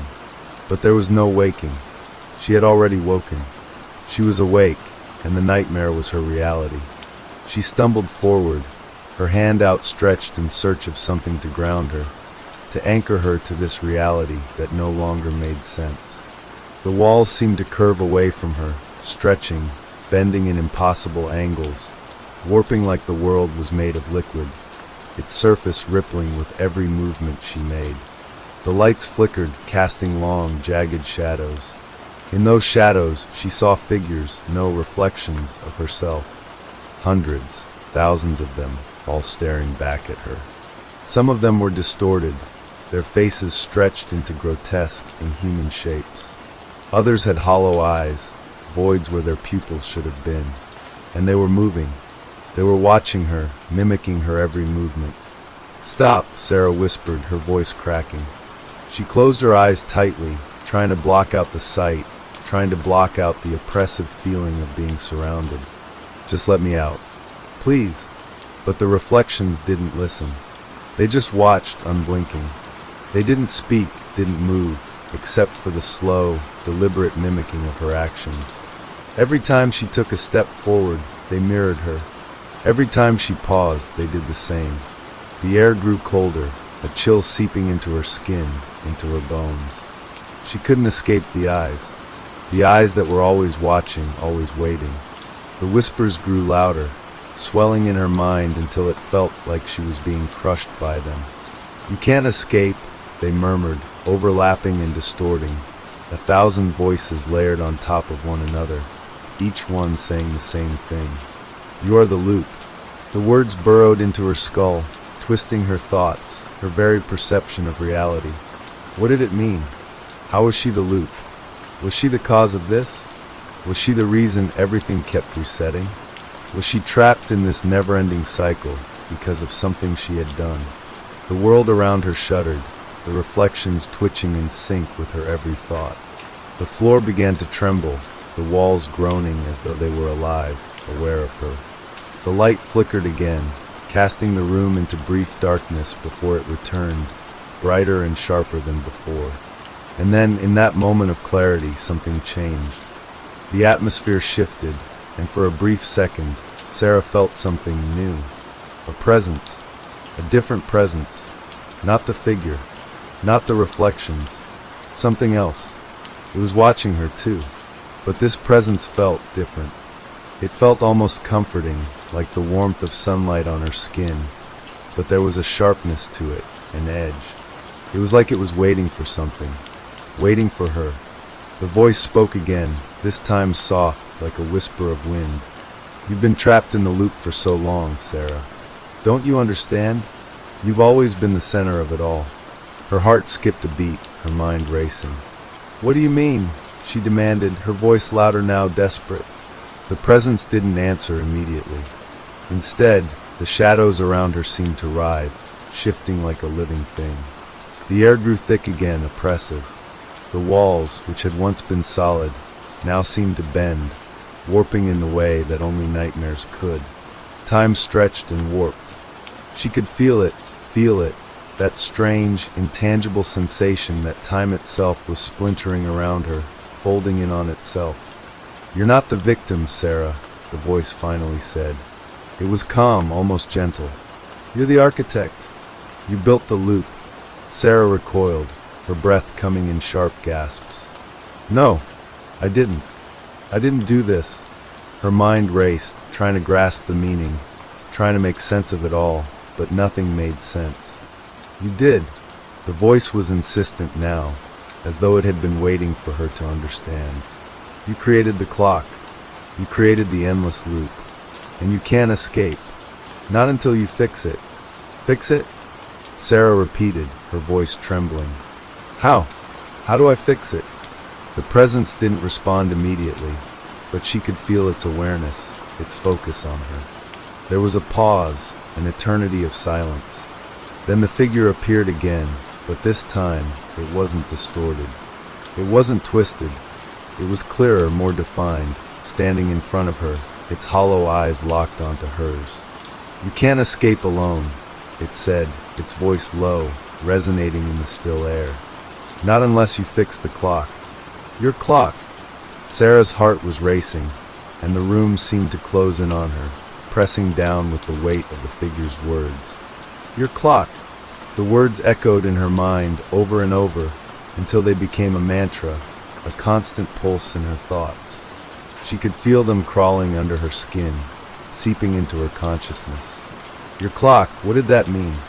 The figure's hollow eyes bored into her, and for the first time, Sarah realized it wasn't just the figure that was aware. She was becoming aware of herself in a way she hadn't been before. She was a part of this world, this nightmare, in ways she hadn't fully understood until now. She wasn't just trapped in time. She was time itself, a cog in a machine that she couldn't comprehend. Fix the clock, she whispered, shaking her head in disbelief. How? How am I supposed to fix something like that? The figure's face remained emotionless, but there was an energy in the air, a pull that seemed to draw Sarah closer. It wasn't an external force. It was something deep inside her, something familiar yet terrifying. She knew what she had to do. She had to find the clock, wherever it was hidden, and she had to do whatever it took to put things back to the way they were. But the question lingered, why? Why had she created this loop in the first place? Why was she trapped in this distorted version of reality? The figure's voice broke through her spiraling thoughts, calm yet piercing. You're running out of time, Sarah. The more you fight the loop, the worse it will become. The more the world will break. The world was already breaking. She could feel it in the shifting walls, the warping shadows. The boundaries of reality had long since started to collapse. Time itself felt like a fragile thread, ready to snap at any moment. No, Sarah breathed, feeling the panic rising in her chest. I can't do this. I can't be the cause of all this. The figure did not speak for a moment, its gaze unwavering. Sarah could feel the pressure building again, the pressure of the loop tightening around her, of the endless cycle that she had unknowingly created. The silence stretched out, suffocating, until it was finally broken by a sound. A ticking. It was distant at first, but it grew louder, the rhythmic sound of gears turning, of time slipping away. The walls trembled slightly with each tick, the air vibrating with the unrelenting pulse of the clock that was always ticking, always moving forward. "You can't escape the clock," the figure said softly. "It is you, and you are it. The loop cannot end until it is fixed. Until you fix it." Sarah's head was spinning. She felt as though she were being pulled in 1,000 different directions, like every part of her was being stretched, torn, and reassembled in ways she couldn't comprehend. She was caught in the middle of something so much larger than herself, something that had no beginning and no end. But then she remembered something. Something that had been at the edge of her mind since the beginning, a whisper in her ear, a fragment of a memory she couldn't quite grasp. The clocks in her house, the ones that had been ticking, moving in reverse, in loops. She had noticed it, hadn't she? At the start, when everything first began to fall apart. The time, the hours, the days, they were always off. But there had been something strange about the way the clocks kept resetting, the way the hour kept disappearing. She had thought she could stop it, had thought that fixing the clocks might be the answer. But now she knew. The clocks weren't just broken. They were part of her. They were tied to her existence, to the loop itself. The room began to spin again, the walls warping, the light flickering. She could feel the pressure mounting, her thoughts disintegrating like dust. The clock, the source of everything, was here somewhere, hidden in the darkness, waiting for her. "I have to find it," Sarah whispered, almost to herself, as the world continued to bend around her. "I have to fix the clock." The figure moved then, its limbs shifting and warping as it approached her. Its empty eyes were locked onto hers, a dark presence that seemed to reach deep into her soul. Sarah's heart pounded as the figure came closer, but she didn't move. She couldn't. Her legs were like lead, and her body was weak, as though every part of her had been drained of energy. The figure's cold hand reached out to touch her shoulder. She flinched, but the touch was light, barely there. It wasn't the cold she had felt before. This was different. This touch didn't freeze her body. It drained her. "Find the clock," the figure said, its voice low and final. "Before it finds you. Before it finds you." Those words were a warning that Sarah couldn't ignore. She had to move, had to find the clock before it became something more, before it took on a life of its own and consumed everything. She had to stop the loop before it swallowed her whole. With a surge of strength, Sarah forced herself to her feet, the darkness swirling around her. She didn't know where the clock was, but she could feel it.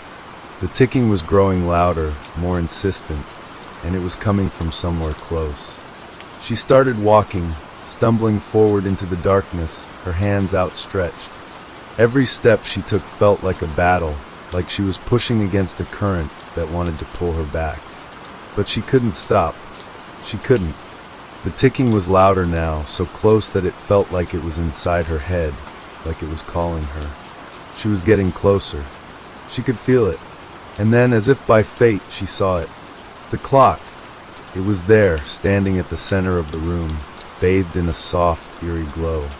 Its hands were still, frozen in place, but the ticking, the relentless, maddening ticking, was louder than ever. It was the source of everything, the heart of the loop. Sarah's heart raced, her mind spinning. She reached for it, trembling, but she didn't know what to do next. The figure's voice echoed in her head again, its warning clear. "Fix the clock." And as Sarah's fingers brushed the surface of the timepiece, she realized the terrifying truth. There was no escaping the clock. There was only the loop, and she was trapped in it, forever. Sarah's hand hovered just above the clock, her pulse pounding in her ears, as if time itself was waiting for her to make a choice.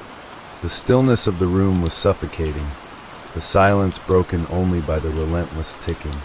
It seemed to grow louder with every passing second, vibrating through her bones, forcing her to feel every tick as if it were a strike against her very soul. The clock's face was cracked, its surface worn and aged, but there was something undeniably alive about it. The hands were frozen in time, stuck at the same moment, the hour that had been lost. The moment that had spiraled her existence into this nightmare. She could feel the weight of it, pressing down on her chest, choking her. "You have to fix it," the figure's voice whispered again, echoing in her mind. But this time, it wasn't a command. It was a warning, a promise. Sarah's fingers brushed the cold surface of the clock. As soon as she made contact, something strange happened. A jolt of energy shot through her hand, coursing up her arm, igniting every nerve in her body with a sharp, electric pain. She gasped, pulling back instinctively, but the force of the touch had already done its damage.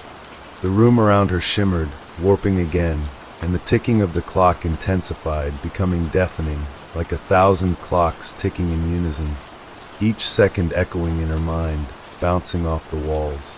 And then, everything stopped. The ticking ceased. The world went silent. For a moment, Sarah thought she had somehow fixed it, that the loop had ended, that everything would return to normal. But the silence wasn't peaceful. It was oppressive, suffocating, like the calm before a storm. She slowly opened her eyes, her breath shallow, as the world around her began to twist once again.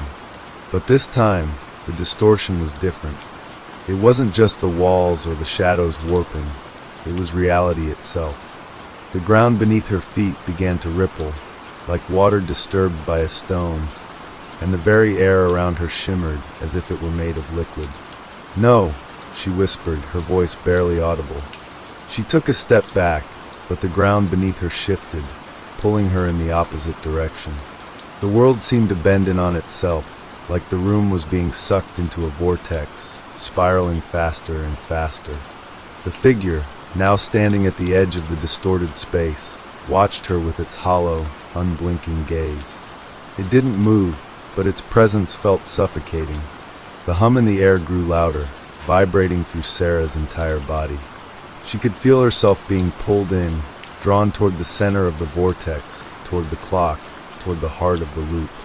"No, no, no," she chanted under her breath, trying to fight against the pull, her legs unsteady, her body weak. She was trapped again, trapped in a world that was collapsing around her, a world that was hers and yet not hers, a world that was tied to the clock, her clock. She had tried to fix it, tried to stop the loop, but nothing had changed. The clock was still broken, the loop was still alive, and it was consuming everything. Was this her punishment? She couldn't remember when it had started, when she had first noticed the time slipping away, when she had first heard the ticking in the back of her mind. Was it the house that had caused this? Or had she created it herself, unknowingly, in a moment of desperation? Had the clock always been a part of her, and was this loop something she had been destined to create? The figure moved again, its form shifting in and out of focus like a mirage. Its voice echoed in her mind, deeper, more resonant than before. "You were never meant to fix it. You were meant to live in it. Forever." Sarah's heart sank. The words sank into her soul, and for the first time, she felt the crushing weight of the truth. The loop wasn't something to escape. It wasn't something to be fixed. It was her reality. She was the loop. She had always been the loop. The clock was only a reflection of herself, of the endless cycle she had created, and now it was pulling her in again. Her legs gave out beneath her, and she collapsed to the ground, her hands scrambling against the shifting surface. She could feel her mind splintering, the pieces of her consciousness breaking apart like shards of glass, floating in the void. The ticking started again, but this time it was different. The sound wasn't just in her ears, it was in her head. It was inside her thoughts, each tick resonating like a pulse in her veins. She squeezed her eyes shut, trying to block it out. No more, no more. But the ticking only grew louder. The world around her began to ripple again, faster this time, the space warping so quickly that it became hard to distinguish what was real and what was a figment of her mind. The figure's voice rang out once more, louder, sharper this time. "You can't escape it, Sarah. The clock is you." The room collapsed in on itself, folding into the vortex, pulling Sarah toward the center. She reached out in desperation, grasping for something, anything to hold on to. But there was nothing.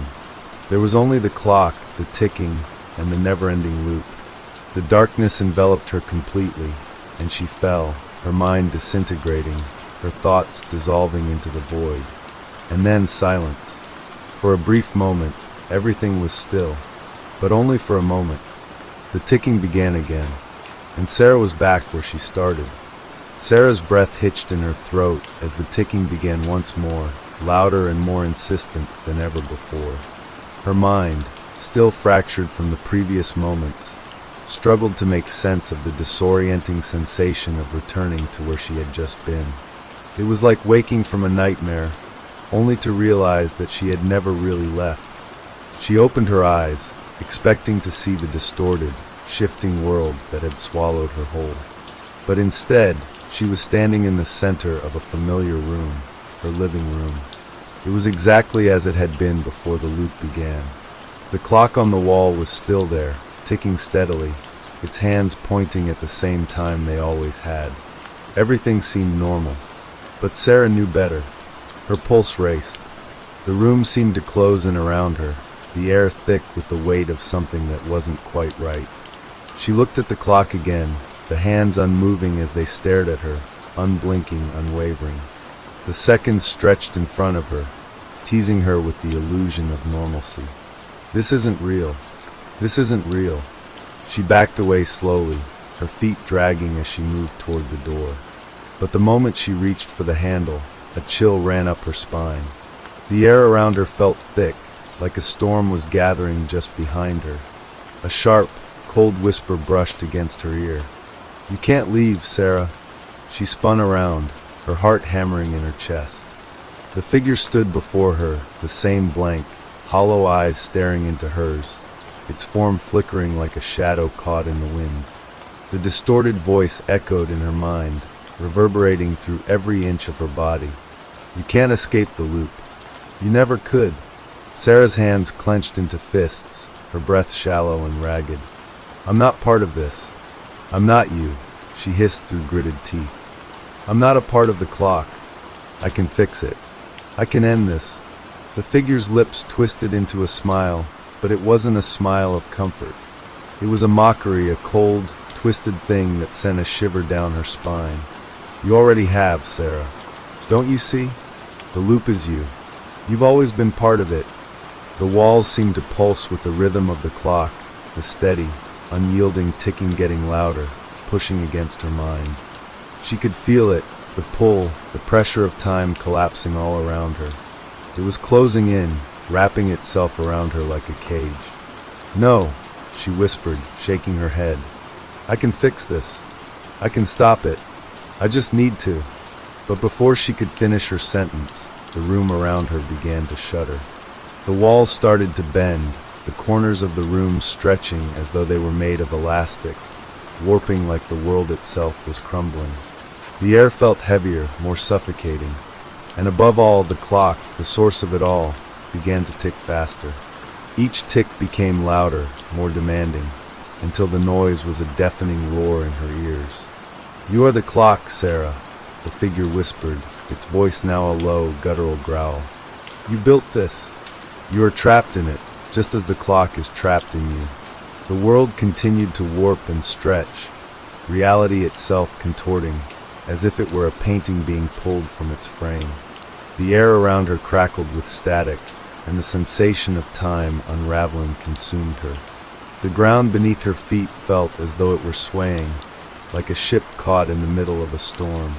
Sarah's heart raced. The pressure on her chest was unbearable, suffocating.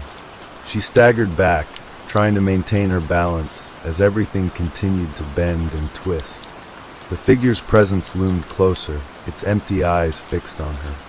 "No, I won't be trapped," she screamed, her voice raw and desperate. "I won't stay in this endless loop." But even as she shouted, the room continued to distort, the ticking of the clock growing more frantic, more erratic, until it felt like the sound was inside her skull, rattling her very bones.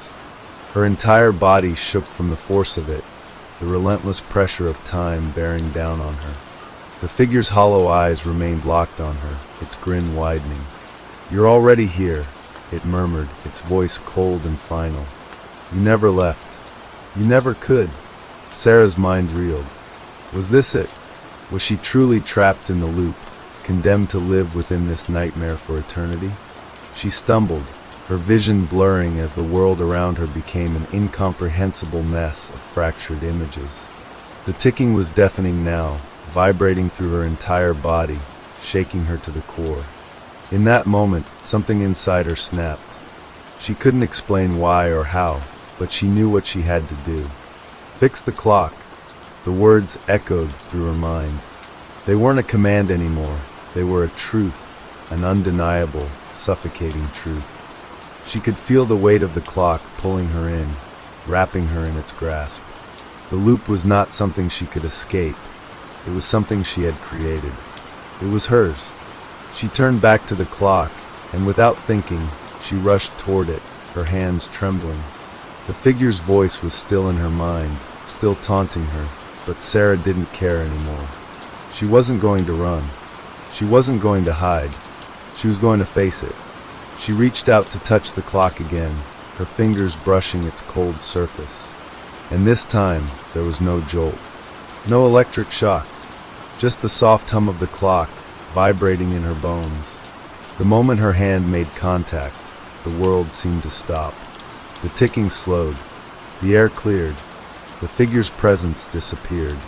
For a brief moment, Sarah thought she had done it. She thought she had fixed the loop, had returned to the time before it all started. But as she looked around, her heart sank. The room, the clock, the world, it was the same. It had reset, just as it always did. And then she realized she was no longer just a part of the loop. She was the loop. Sarah's heart pounded in her chest as the realization settled over her like a cold shroud. She wasn't merely trapped in the loop. She was the loop. Every second, every minute, every hour that had passed in the distorted world, all of it had been caused by her. It wasn't just the clock that was broken. She was broken. Her own existence had become a cycle, an endless repetition, trapped in a moment that could never be undone. The room around her shimmered again, the walls bending and twisting, but this time, it didn't feel like the world was collapsing. It felt like the world was waiting for her to acknowledge the truth, waiting for her to accept that the loop was hers to control, but also hers to suffer. Why? She whispered, her voice cracking with despair. Why did this happen? Why me? The clock ticked steadily in the background, a constant reminder of her failure. Its hands moved slowly, like they were mocking her, taunting her. She had tried to escape it. She had tried to fix it. But every time she thought she had succeeded, the loop had simply reset, pulling her back into its grasp. You never left. The figure's voice echoed in her mind once again, a soft, haunting whisper. You're always here. You always have been. The pressure inside her chest grew tighter, suffocating. She felt as though she were drowning in the weight of her own thoughts, her own guilt. Was this what she had become? A mere prisoner of time, stuck in a cycle of her own making? Every attempt to fix it, every effort to escape, had only brought her back to the same place. To the same moment. The figure appeared again, standing in the corner of the room. It wasn't moving, but its presence was undeniable. It watched her silently, its hollow eyes never leaving her, as if waiting for her to make the next move. It will always find you, Sarah, it said in a tone so calm, so detached. No matter what you do, no matter how many times you reset the clock, you cannot escape it. Time is your prison. Sarah felt the sting of its words deep in her gut.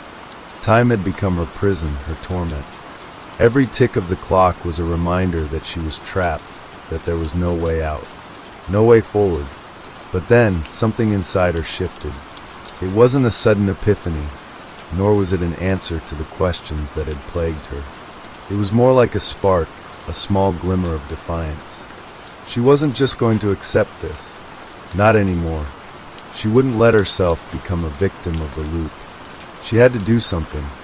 She had to take control. Without thinking, she turned away from the figure, her eyes fixed on the clock. The room seemed to blur around her. and the ticking grew louder, almost deafening. But she ignored it, focusing only on the clock. She could feel its power, its grip on her. She had touched it once before, and now she had to touch it again. With trembling hands, Sarah reached out toward the clock, her fingers brushing against its cold, smooth surface. She closed her eyes, taking a deep breath, willing herself to focus. She didn't know how to fix it, but she knew that she couldn't continue living this way. She couldn't let the loop continue. The moment her hand made contact with the clock, the air around her shifted. The oppressive atmosphere seemed to crack, like the world was taking a breath. She could feel it. Time itself seemed to pause, as if the clock had stopped. The sound of the ticking faded, replaced by a heavy silence that pressed in on her. For a brief moment, she thought it had worked.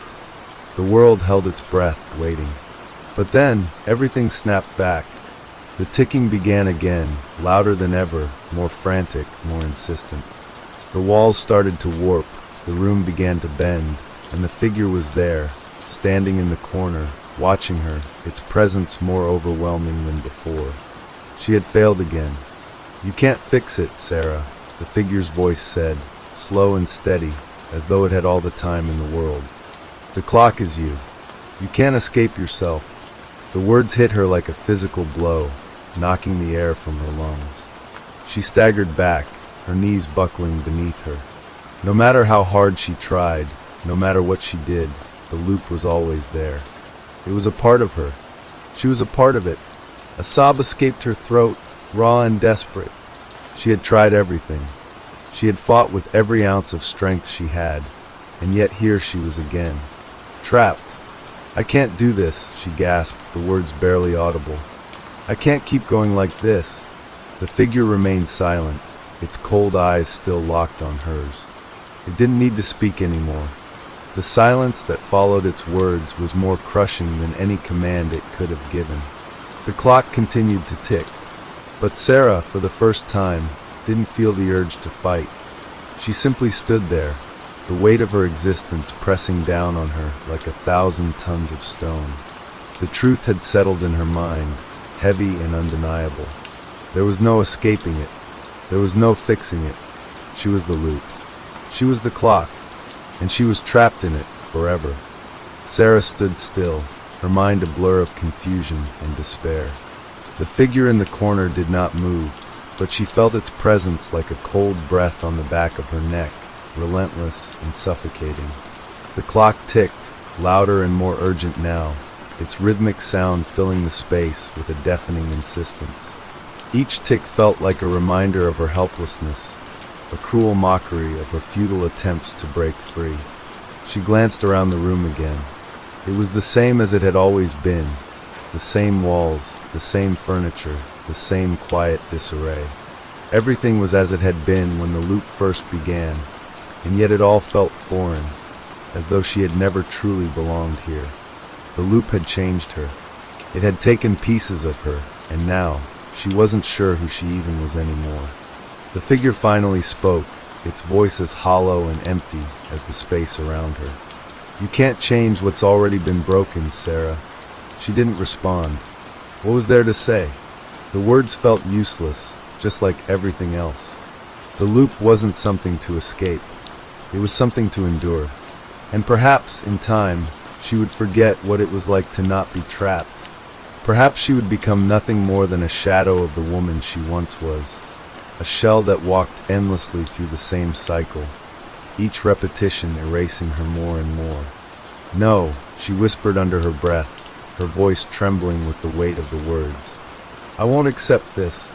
She had to do something. She couldn't just stand here, not after everything. There had to be some way to break the cycle, to find a way out, even if it was only for a moment.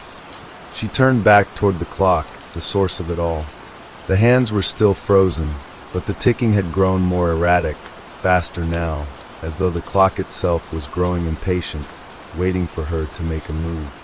The pressure in the air increased, and Sarah could feel her heart racing again, beating faster with every passing second.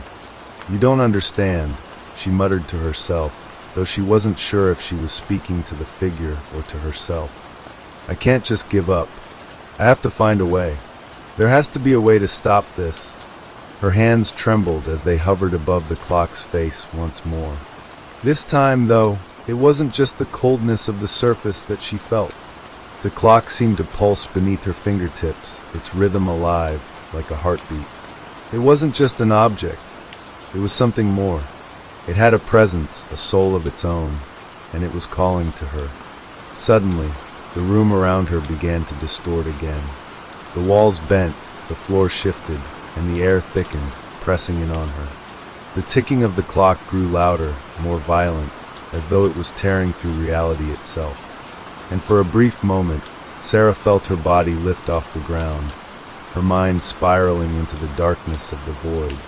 The figure spoke again, its voice sharp and piercing. "You're not the first, and you won't be the last." Before she could react, everything around her shattered. The room exploded into a flurry of light and sound, the air crackling with energy, the clock's ticks reverberating in her chest like 1,000 thundering footsteps. And then, all at once, the world collapsed. The next moment, Sarah was back. The same room, the same clock, the same cycle. Her heart pounded in her chest, but this time, it wasn't just confusion that gripped her. There was a new feeling inside her, an unsettling clarity. She had felt it before, fleeting and brief, but now it was undeniable. She wasn't trapped by the clock. She was the clock. The loop had been inside her all along, a part of her that she had tried to fight, tried to outrun. But now there was no denying it. She had created this. The clock, the figure, the endless cycle, they were all her doing. Her thoughts, her fears, her regrets, they had molded this reality, trapping her in a never-ending repetition of her own making. But even as she acknowledged this truth, a small part of her refused to accept it. She couldn't just let go, couldn't just resign herself to this fate. There had to be something she could do. There had to be a way to fix it. She stared at the clock again, her eyes locked onto the unmoving hands. The ticking had stopped, the room now utterly still, as if waiting for her next move. And then she felt it, the presence of the figure, looming in the corner, watching her with its cold, unblinking gaze. "You can never fix what's already been done," it whispered. "You are the cycle. You are the end and the beginning." Sarah's chest tightened. She had been so consumed by her desire to escape, to break free from the loop, that she had never truly seen it for what it was. The clock wasn't just a prison. It was a reflection of her own mind, her own fractured consciousness, forever repeating, forever trapped in the same moment. It was her own guilt, her own fear of moving forward, that had bound her here. The loop wasn't something she could run from. It was something she had to face, something she had to understand. But that understanding didn't bring peace.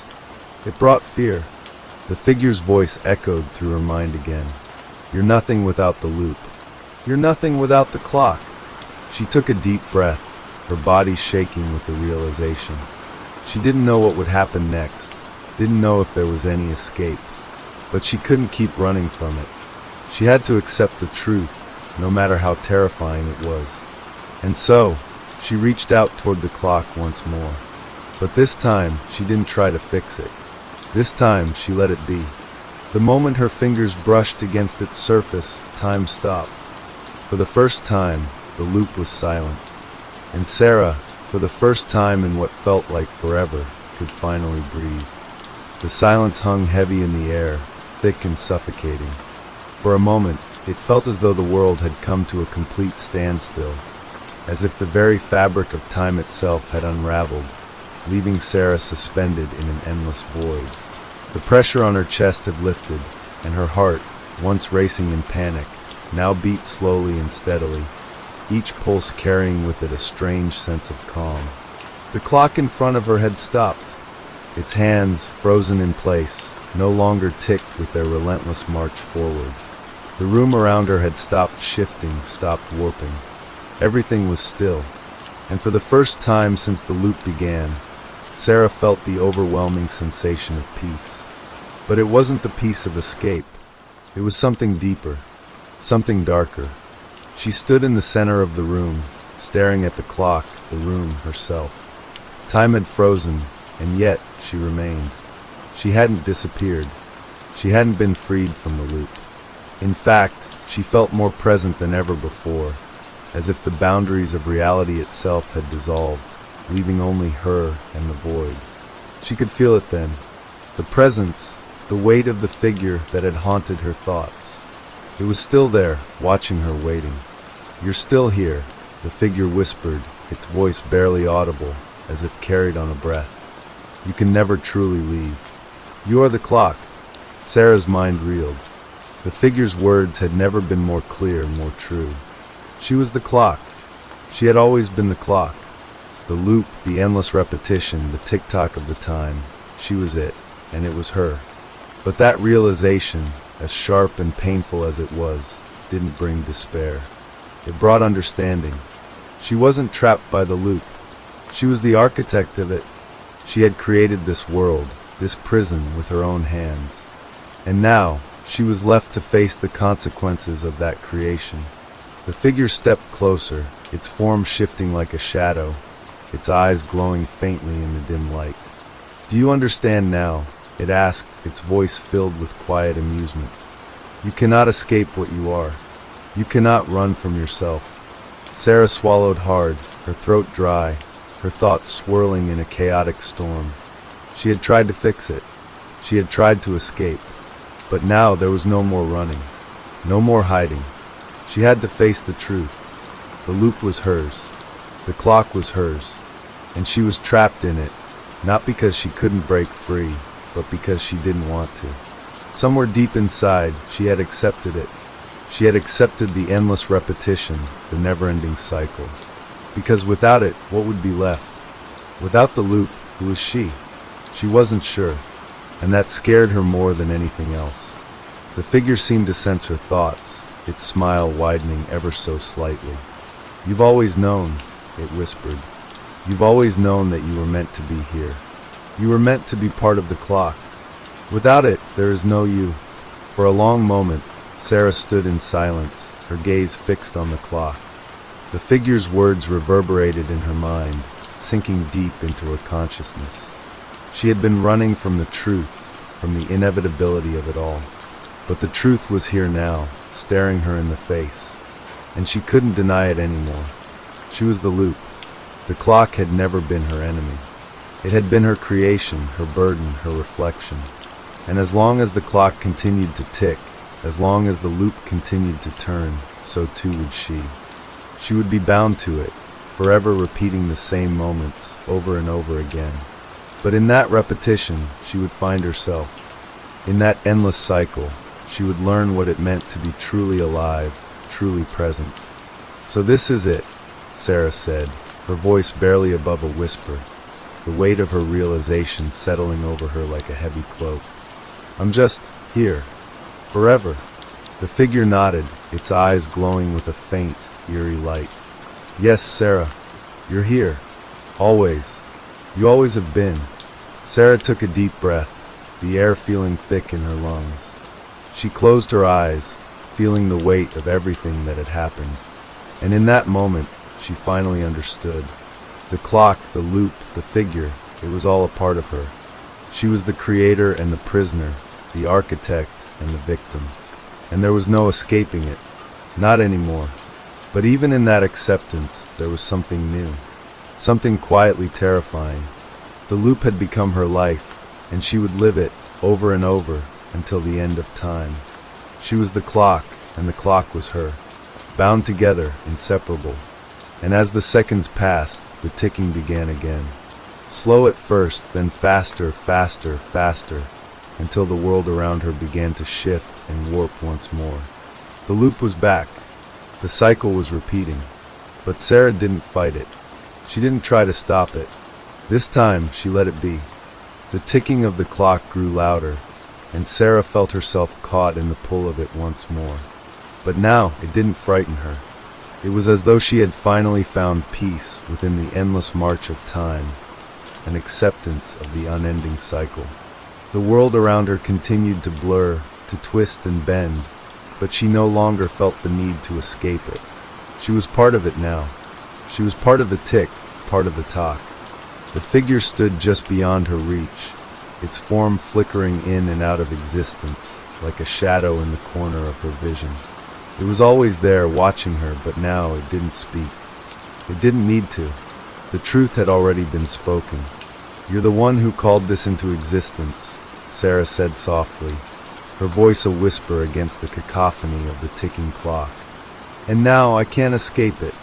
I don't even want to."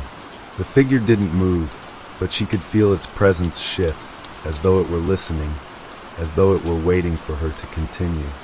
"I thought I could fix it," she continued, her words almost lost in the sound of the ticking. "I thought I could break the loop. But now I see this is all there is. This is all I am." The figure tilted its head, its eyes glowing brighter, as though it were considering her words. After a long moment, it spoke, its voice soft and almost coaxing. "And that is enough, Sarah. You have always known. The loop is not your punishment. It is your destiny." Sarah's heart skipped a beat, a strange warmth filling her chest. Destiny. The word hung in the air, heavy and final. She wasn't sure what it meant, not fully, but it felt like something she had always known deep inside. She had always been a part of this. She had always belonged here. She stepped away from the figure, her feet moving with an ease she hadn't felt before. The room around her continued to pulse with a faint, rhythmic glow, like the heartbeat of the clock itself. Everything around her was alive, vibrant, a part of her, and for the first time, she didn't feel the need to run. The loop had become her reality, and she had become part of it.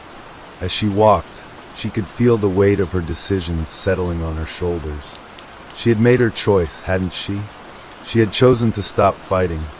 She had chosen to accept the endless passage of time, the cycle that would continue forever. And yet, something inside her still stirred. A flicker of doubt, a whisper in the back of her mind. Is this really what I want? But that question faded as quickly as it had come. It didn't matter anymore. It couldn't matter. She was bound to this, and so she would live it, over and over again. She would become the keeper of the loop, the keeper of time. As the clock continued to tick, Sarah felt her mind slip into a strange, meditative state. The ticking was no longer a sound. It was a part of her. Each tick, each tock, became a beat of her heart. She was the rhythm of the clock, the pulse of time itself. Her vision blurred, and the world around her began to fade, but she didn't resist. She didn't try to hold on to it.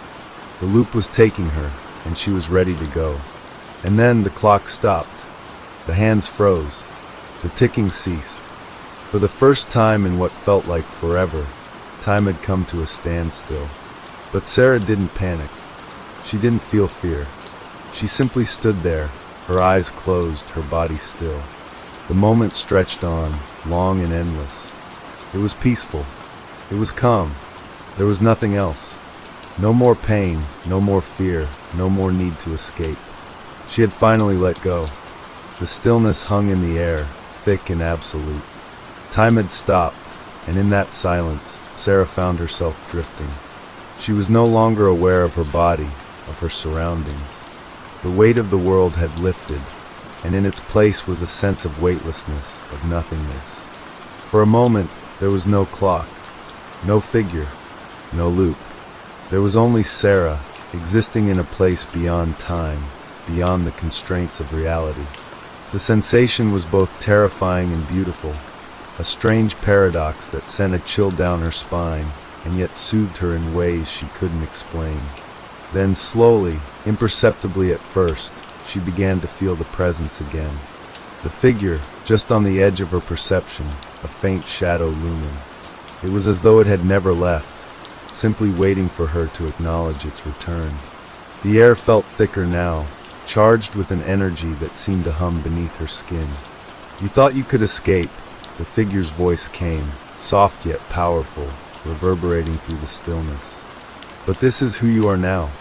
The words seemed to echo, not just in her mind, but in the very space around her. They wrapped around her, drawing her back to the reality she had tried so hard to escape. The loop was a part of her, and no matter how far she ran, no matter how much time she spent trying to understand it, she could never truly sever herself from it. It was a part of her very essence. Sarah's breath caught in her throat. Is this all I am now? She opened her eyes, but the world around her was still distorted. It wasn't the familiar room she had been in before. The clock was gone. The walls were warped, stretching and shifting like they were alive. There was no clear shape to anything, just a chaotic blur of color and shadow. You can't fight it anymore, the figure whispered. Its form was now clearer, standing just within her line of sight. You are the architect of this reality, Sarah. You built it, and now you live in it. Forever. Sarah stepped back, her heart hammering in her chest. The truth of the figure's words settled over her like a dark cloud. She had built it. She had created this loop, this never-ending cycle of repetition, and now she was bound to it. There was no escape. There was no release. The figure's eyes glowed brighter now, as though it fed off her fear, her acceptance, her pain. You have chosen this, Sarah. There is no end to the loop. There is only you and time. She looked around, desperately searching for something, anything that might offer a way out. But the more she looked, the more it became clear. There was nothing. The room, the world, was a void, a place outside of time, yet entirely governed by it. It was her creation, her prison, and she was trapped inside.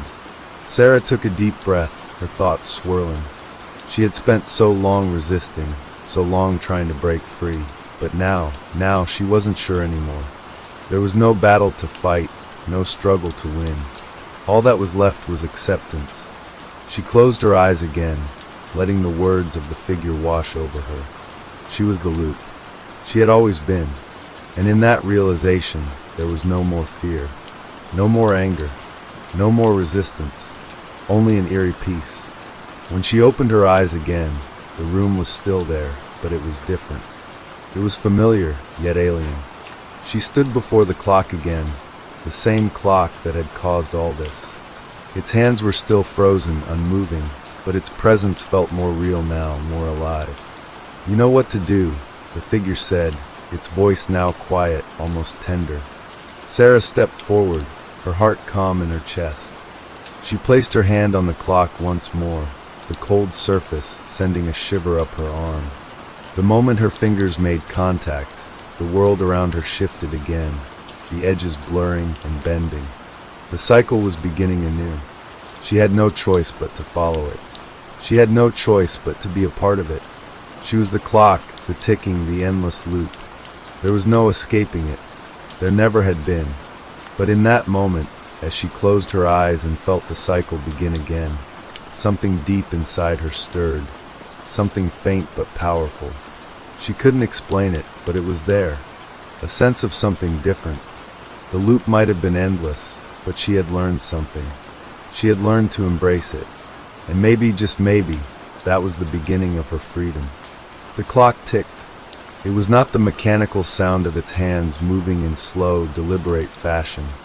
It was different now. The tick echoed through her mind, a relentless rhythm that pulsed with the heartbeat of the universe. Every second felt like it was alive, like it carried within it a universe of meaning she could no longer ignore. Sarah closed her eyes again, feeling the weight of the cycle pressing down on her, but this time she didn't fight it. There was no more resistance, no more running. There was only acceptance, and in that acceptance, a strange peace began to settle deep within her. The figure was still there, a dark presence at the edge of her vision, watching her. It had never left, but now it was silent, no longer offering its cryptic words. It didn't need to speak anymore. Sarah understood. She opened her eyes once more, gazing at the clock, and for the first time, she didn't feel the need to escape it. The hands, frozen in place just moments ago, began to shift again, slowly at first, then faster, until they moved in a fluid, uninterrupted motion. The ticking resumed, and with it, the world around her shifted and warped. Sarah was once again drawn into the loop. She felt the familiar tug, the sensation of being pulled through time, of being suspended in an endless cycle. It was terrifying, but there was no panic now. There was no fear, only the steady rhythm of the clock, pulsing through her veins like the very essence of life itself. She didn't know how many times it had happened before, how many loops she had endured, but now, in this moment, she understood. It was never about breaking free. It was never about finding an escape. It was about accepting what was, about understanding that she was the clock, she was the loop, she was time. The reality around her began to blur again, but she let it. She didn't try to hold on to anything. No more fear of losing herself, no more fear of disappearing. Time would continue to twist and bend around her, but she would always remain. She had become a part of it, and it had become a part of her. "Do you see now?" The figure whispered from behind her, its voice low and gentle. "You are not trapped. You are the one who holds the key. You are the one who controls the loop." Sarah didn't answer. She didn't need to. She had already found the answer. She was no longer searching for a way out. She was no longer afraid of the endless repetition. She had come to terms with it. The loop was hers to control, and as long as it continued, she would exist within it, a part of its eternal rhythm.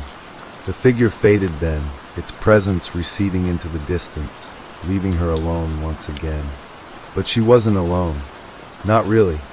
The loop, the clock, the time, they were all here with her, around her, inside her. She had embraced it.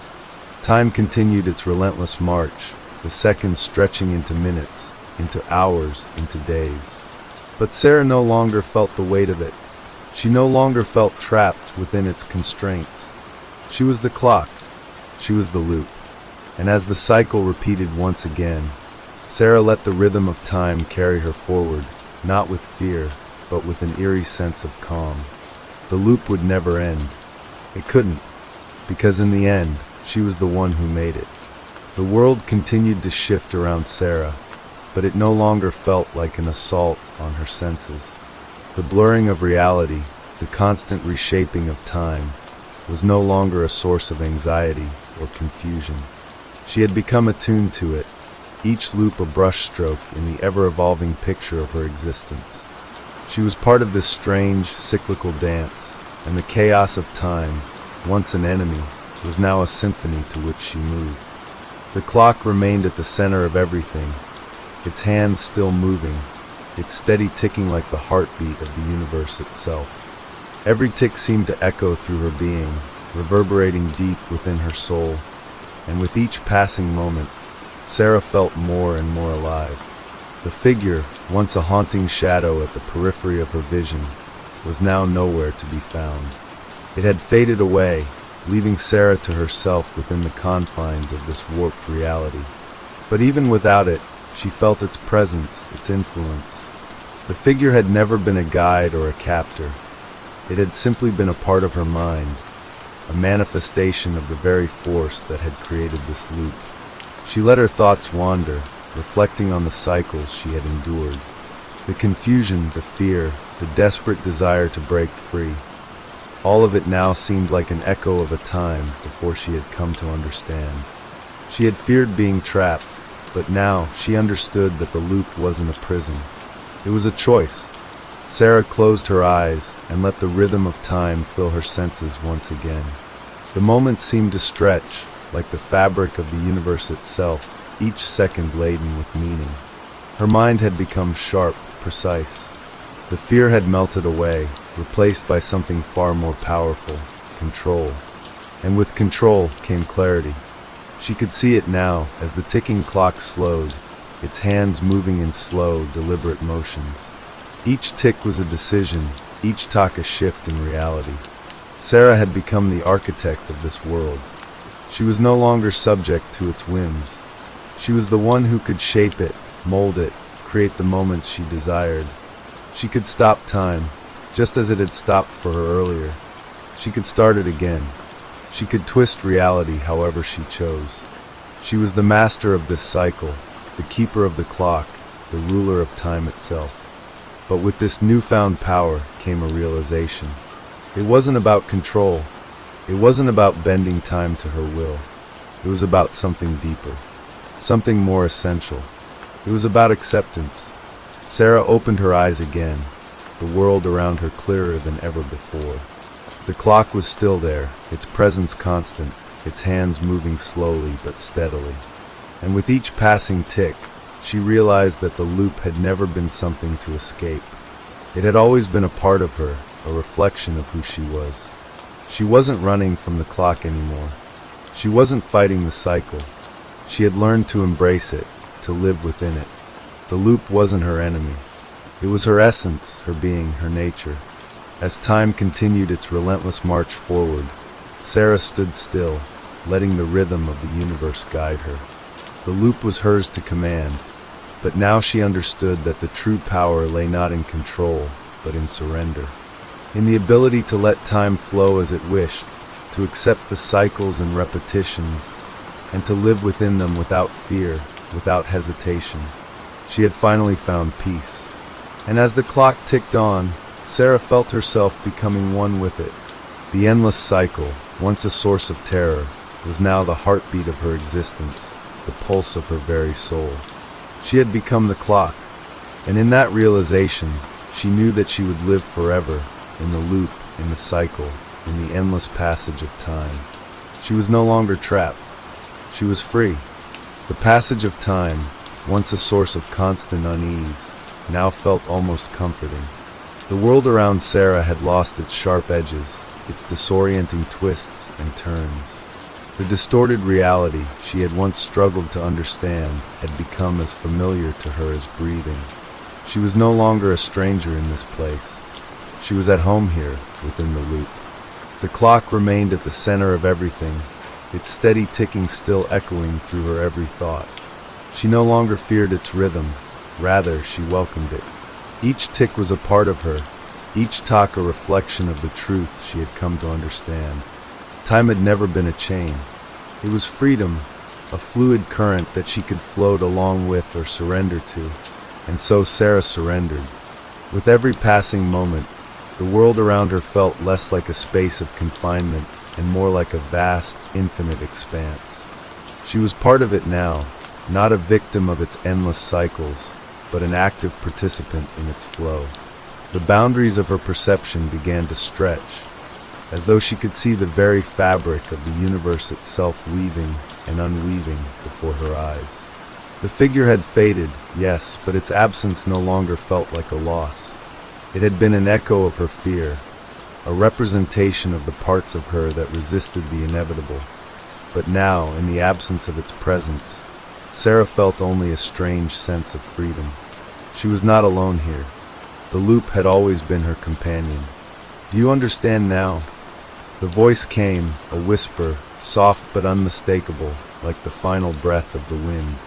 Sarah knew who it was, the figure, but there was no fear in her heart this time. I understand, she replied, her voice steady and calm. This isn't a punishment. It's not something to fight against. It's just time. It's the only thing that truly is. It's everything. A soft hum filled the air, the sound of time stretching itself out in all directions, filling every corner of existence. It was a sound Sarah had learned to recognize, the steady beat of life itself. She let herself sink into it, each tick of the clock resonating with the beat of her heart. The world shifted again, but this time it felt different. The edges of reality didn't distort in the same disorienting way. The shapes around her became clearer, more defined. She saw herself, her reflection in the shimmering surface of time.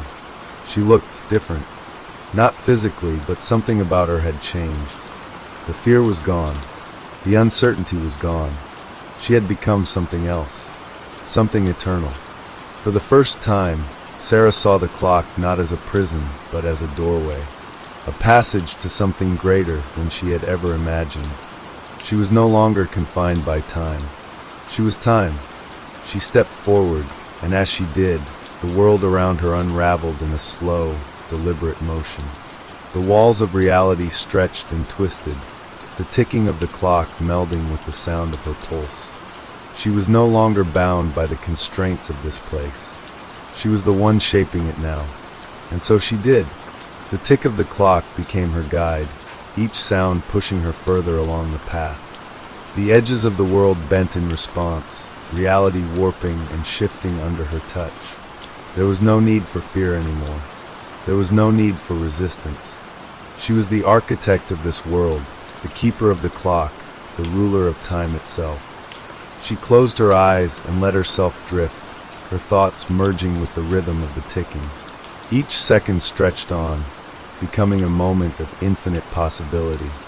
She could feel herself growing, expanding, becoming something greater. The loop was no longer a cycle to escape. It was a cycle to embrace.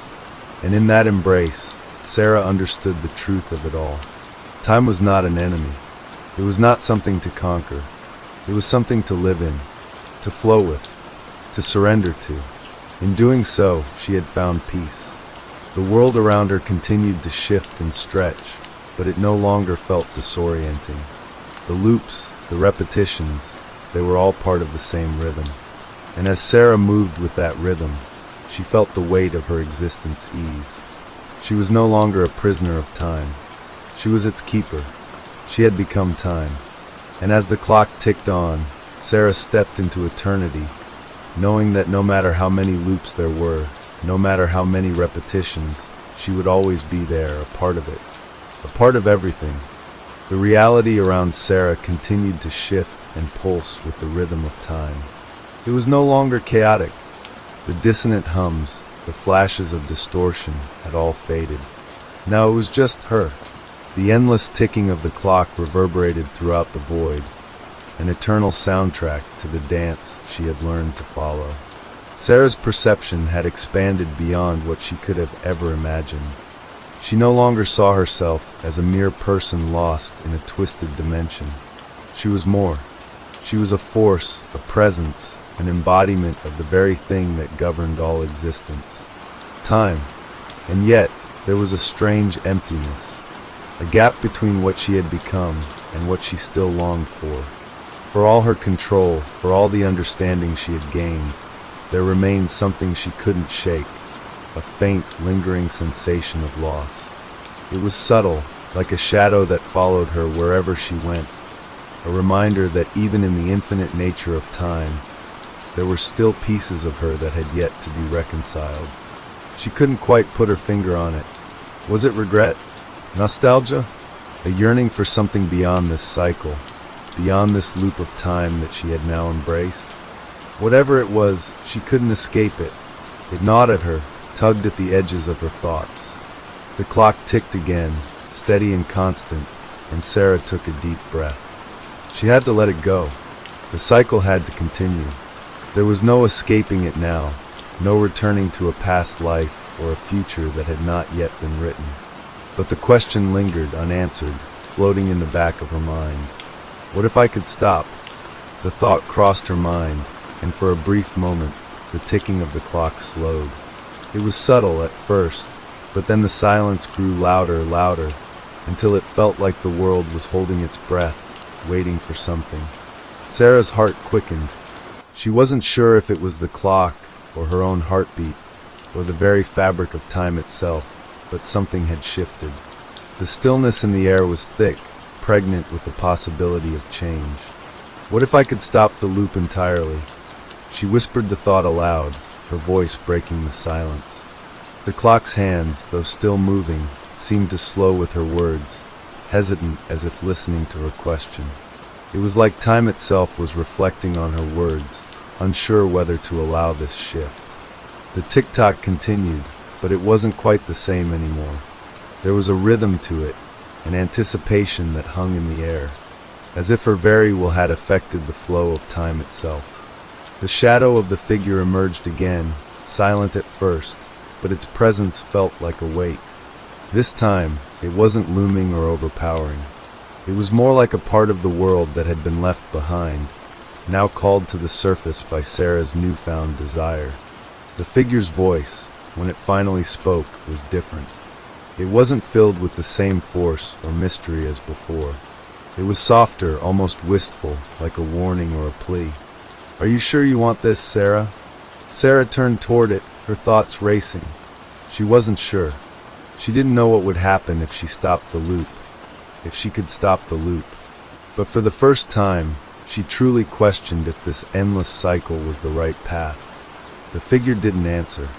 Instead, it faded into the background, its form dissolving into the swirling patterns of time that stretched and folded around Sarah. It was like the figure had become part of the fabric itself, no longer an entity to be feared, but simply an echo of what was. Sarah stood alone again, but she could feel the weight of time around her.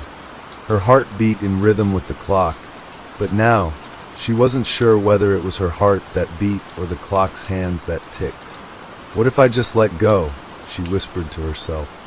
Her voice echoed, reverberating through the vast emptiness. She wasn't asking anyone. It was just a question, a thought.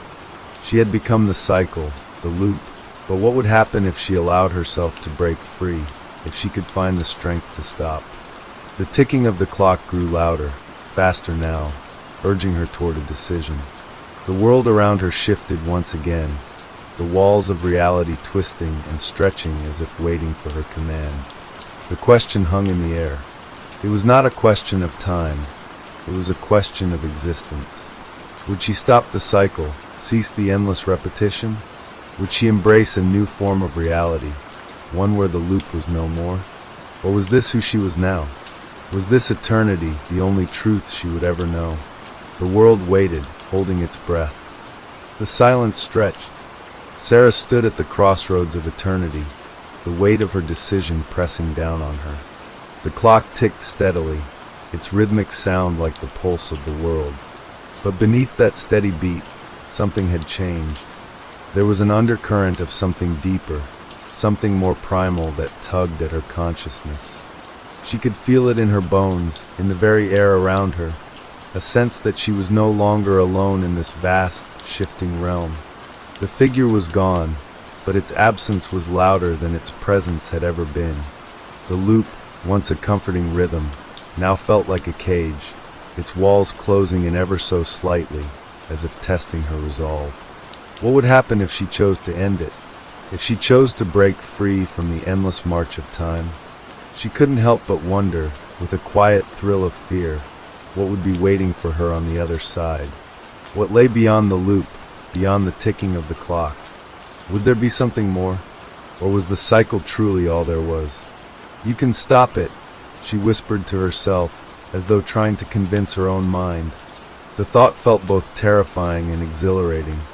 The thought of ceasing the cycle, of stopping time entirely, was an act of sheer willpower, a defiance of the natural order.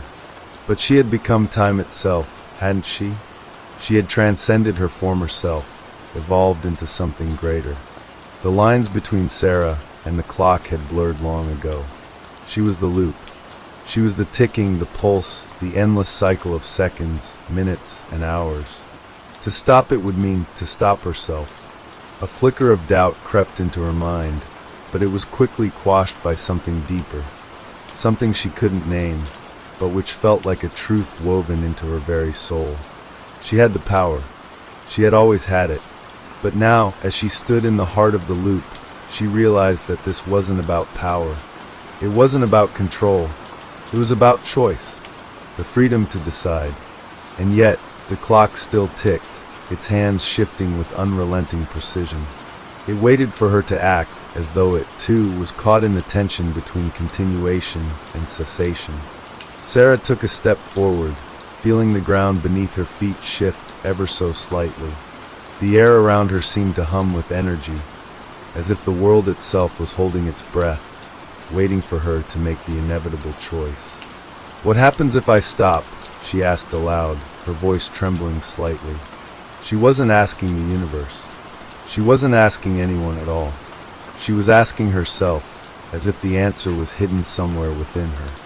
The clock continued to tick, its sound growing louder, more insistent, as though it had its own answer. The tension in the air grew heavier with every passing second. Sarah's mind raced. She wasn't afraid anymore, not of time, not of the loop, not of the figure. But there was something else, something she had only just begun to understand. She wasn't trapped in the loop. She was the loop. The realization hit her like a tidal wave. It wasn't a prison. It wasn't a cycle to escape. It was her. The loop was her very existence. She had been born from it, shaped by it, and now she was a part of it. To break free would be to sever a piece of herself, something that had become as essential as her heartbeat. Sarah took a deep breath. Her hand reached toward the clock, hovering just above its surface, the heat of its ticking radiating up her arm.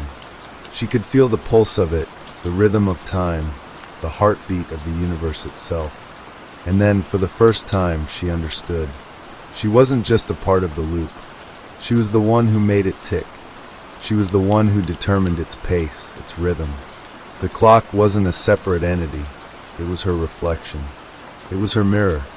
"I don't need to stop it," she whispered, the words coming more easily now. "I am it. I always have been." With that understanding, she lowered her hand. The loop wasn't a cycle she had to escape. It was the very fabric of existence, the thread that held everything together. She didn't need to change it. She needed to become it, completely. And as she embraced this realization, the clock's hands began to slow. Not in a way that signaled its end, but in a way that mirrored her own acceptance. The ticking softened, slowed, until it was barely a whisper against the vast emptiness. Sarah felt herself stretching outward, expanding, becoming one with the endless flow of time. She wasn't outside of it. She was within it. She was the heartbeat of the universe, the very pulse that made everything move, that made everything exist. And as the loop continued, she understood. She was no longer trapped. She was free in a way she had never known before. Not because she had escaped the cycle, but because she had become it. Time no longer had any power over her. She was the one who defined it. The world around her shimmered, reality bending to her will, to her presence. The clock ticked, but it no longer controlled her. She had learned the greatest truth. Time was not a chain. Time was a canvas, and Sarah had become the artist. As the loop continued, Sarah smiled. For the first time, she wasn't just part of the clock. She was the one who made it tick. And so the cycle continued, not as a prison, but as a realm where Sarah was free, eternal, and ever-present, shaping time itself. The passage of time continued, but now it felt more like a dance, a constant ebb and flow, shifting and stretching at her will. Sarah's awareness expanded beyond the confines of her own mind. The loop was not just something she existed within. It was her very essence, intertwined with every tick and tock of the clock. The world around her was a reflection of her consciousness, shifting in tandem with her thoughts. Each moment that passed was another layer of existence she could shape and mold. She had become the keeper of time, the architect of reality itself.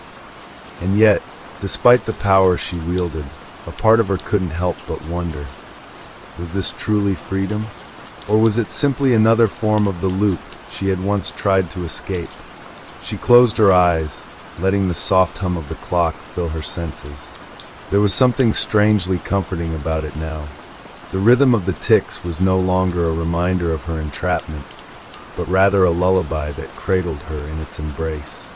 But even as she allowed herself to drift into this peaceful state, a small flicker of unease stirred within her. She was no longer confined to a single point in time. She could move through the moments as she pleased, bending the past, the present, and the future to her will. She could be anywhere. She could be anyone. But something about this vast, endless power felt empty, as though it lacked something essential. She opened her eyes and looked around. The landscape was still shifting, changing like a dream, as if reality itself had been painted in broad, sweeping strokes. There were no borders here, no limitations, no rules. And yet, despite the boundless nature of her power, Sarah felt a sense of loneliness. The space around her was vast and infinite, but it was empty. There were no other souls here, no voices to share in her eternity. She thought about the world she had left behind, the life she had once known. She had been a woman in a normal, mundane world, struggling with the pressures of daily life, the weight of her responsibilities, and the constant tick of the clock that never seemed to slow down. It had all been so fleeting, and now she was outside of time itself. She had no obligations, no distractions, only the endless stretch of eternity. And yet, the emptiness pressed down on her. "Is this what I wanted?" Sarah whispered aloud, her voice echoing through the void. The clock's hands seemed to pause for a moment, as though it too was contemplating the question. But there was no answer, only the soft hum of time continuing its eternal march, undisturbed by her doubts. Sarah's thoughts turned inward. She had once thought that breaking free of the loop would bring her peace, that by escaping the endless cycle, she would find the freedom she had always longed for. But now, here in the heart of time, she wondered if the true freedom had always been inside her. If, in her desperation to break free, she had missed the point entirely. She wasn't trapped by time. Time was a part of her, just as she was a part of it. But what did that mean? If time was both her prison and her freedom, where did she go from here? What purpose did she have now, beyond the endless march of moments that flowed in and out of existence? A distant memory floated up, unbidden, of her life before the loop, the mundane world, with its quiet struggles and fleeting joys. She remembered walking through her neighborhood, the sound of children laughing, the soft hum of traffic in the distance.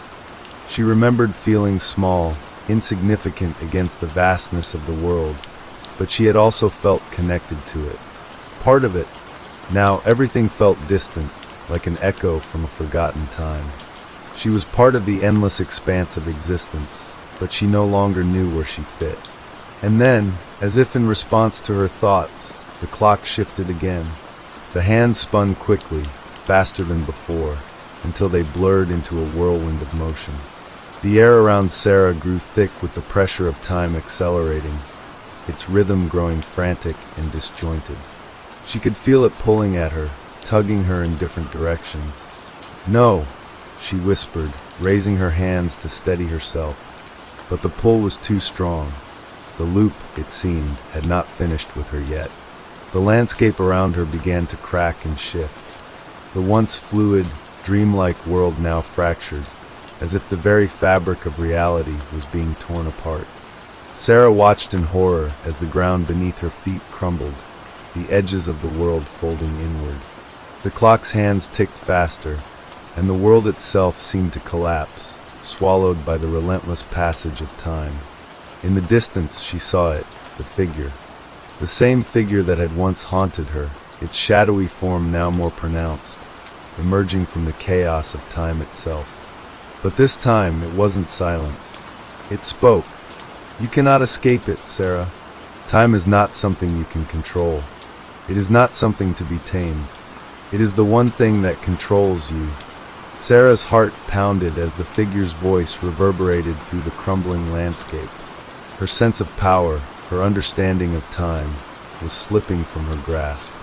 "No, I am the one who controls it," she cried out, but her voice felt hollow in the vast emptiness. Her words, her thoughts, seemed to hold no weight here. The figure took a step forward, and the world continued to fracture. Time was unraveling faster now, the clock spinning out of control. Sarah could feel the strain, the pressure mounting around her, as if she were caught in the very center of an imploding universe. Time is not a force to be mastered, Sarah. It is the foundation of all things. You cannot break free of it, because you are not separate from it. You are part of it. You always have been. The figure's words echoed in her mind, and for a moment, Sarah was paralyzed by the crushing weight of the realization. She could not escape time. She could not escape herself. The figure's presence loomed closer, its shadow stretching across the disintegrating landscape.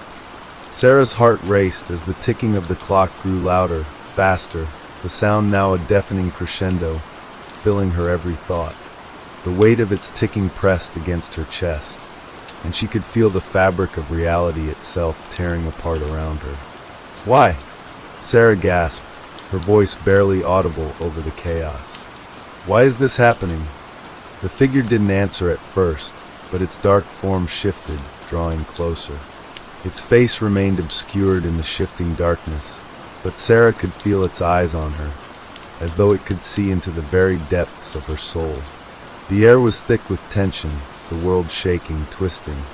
It felt as if the loop had reached its breaking point, as if time itself was trying to escape, unraveling in all directions. "You think you can break free?" The figure's voice came again, cold and unyielding. "But time isn't something that can be broken. It is everything. It is the cause, the effect, the beginning, and the end. To try to stop it is to erase your very existence." Sarah took a step back, her mind racing. She had known, deep down, that she couldn't escape the loop. But now, in the face of this truth, the weight of her own power seemed like a curse rather than a gift. She had become a part of time, a reflection of it, and to stop it meant erasing herself. "Then what am I supposed to do?" she whispered, her voice barely a breath. "I can't keep going in circles forever. I can't just exist in this endless cycle." The figure didn't respond immediately. The air seemed to grow heavier, denser, as if the very concept of time was pressing down on her, forcing her to confront the consequences of her existence. The clock, the symbol of all she had become, ticked louder, faster, faster. The noise was maddening, disorienting, a constant reminder of the relentless passage of time. She tried to reach out, to stop it, but her hands trembled. The loop was unraveling, but it was not her to undo it. She realized with a sinking feeling that this wasn't something that could be fixed or paused. It was beyond her now. The figure stepped forward, its voice growing darker, more authoritative. "You think you can end it all by stopping the clock," it said. "But what will you do then? Time doesn't just stop because you wish it. It doesn't end because you will it. There are consequences. A reality like yours, tied to the flow of time, cannot be rewritten without breaking everything. The very structure of existence will fracture." The words struck Sarah like a physical blow. She had thought she could end the loop, could stop the endless ticking. But now, in the face of this truth, she realized that such an act would tear apart everything. The world she had known, the universe that had been built on the foundation of time, everything would fall apart, and she too would cease to exist as she was. Desperation gripped her chest as she turned away, trying to make sense of it all. The clock's relentless ticking filled her ears, louder now, more frantic. The landscape around her continued to warp and bend, like a dream collapsing in on itself. The world had become unrecognizable, distorted by the rapid, uncontrollable passage of time. In that moment, Sarah felt something deep within her, a part of her that had been buried under the weight of the clock's ticking. A flicker of hope, of possibility. She wasn't powerless. She had been given a choice all along. Not to stop the loop, not to break time, but to accept it. To let go of the fear and the yearning for escape, and to find peace in what she had become. Her hand reached out again, this time with purpose. The clock's hands had slowed, not stopped, but slowed enough that Sarah could focus on them, feel their rhythm in her own pulse. She closed her eyes, letting the sound of the clock fill her senses, the steady rhythm becoming a lullaby once more. "I don't need to stop it," she whispered, her voice barely audible. "I just need to be with it." With that realization, the chaos around her began to calm.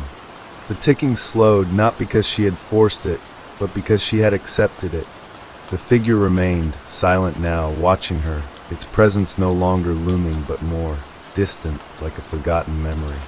Sarah stood still, her eyes closed, breathing in the rhythm of time. The world around her felt less oppressive now, less chaotic. It was as though she had found a new balance, a new understanding. Time wasn't something she could conquer or escape. It was something she had to exist within, to coexist with. The landscape began to take shape again.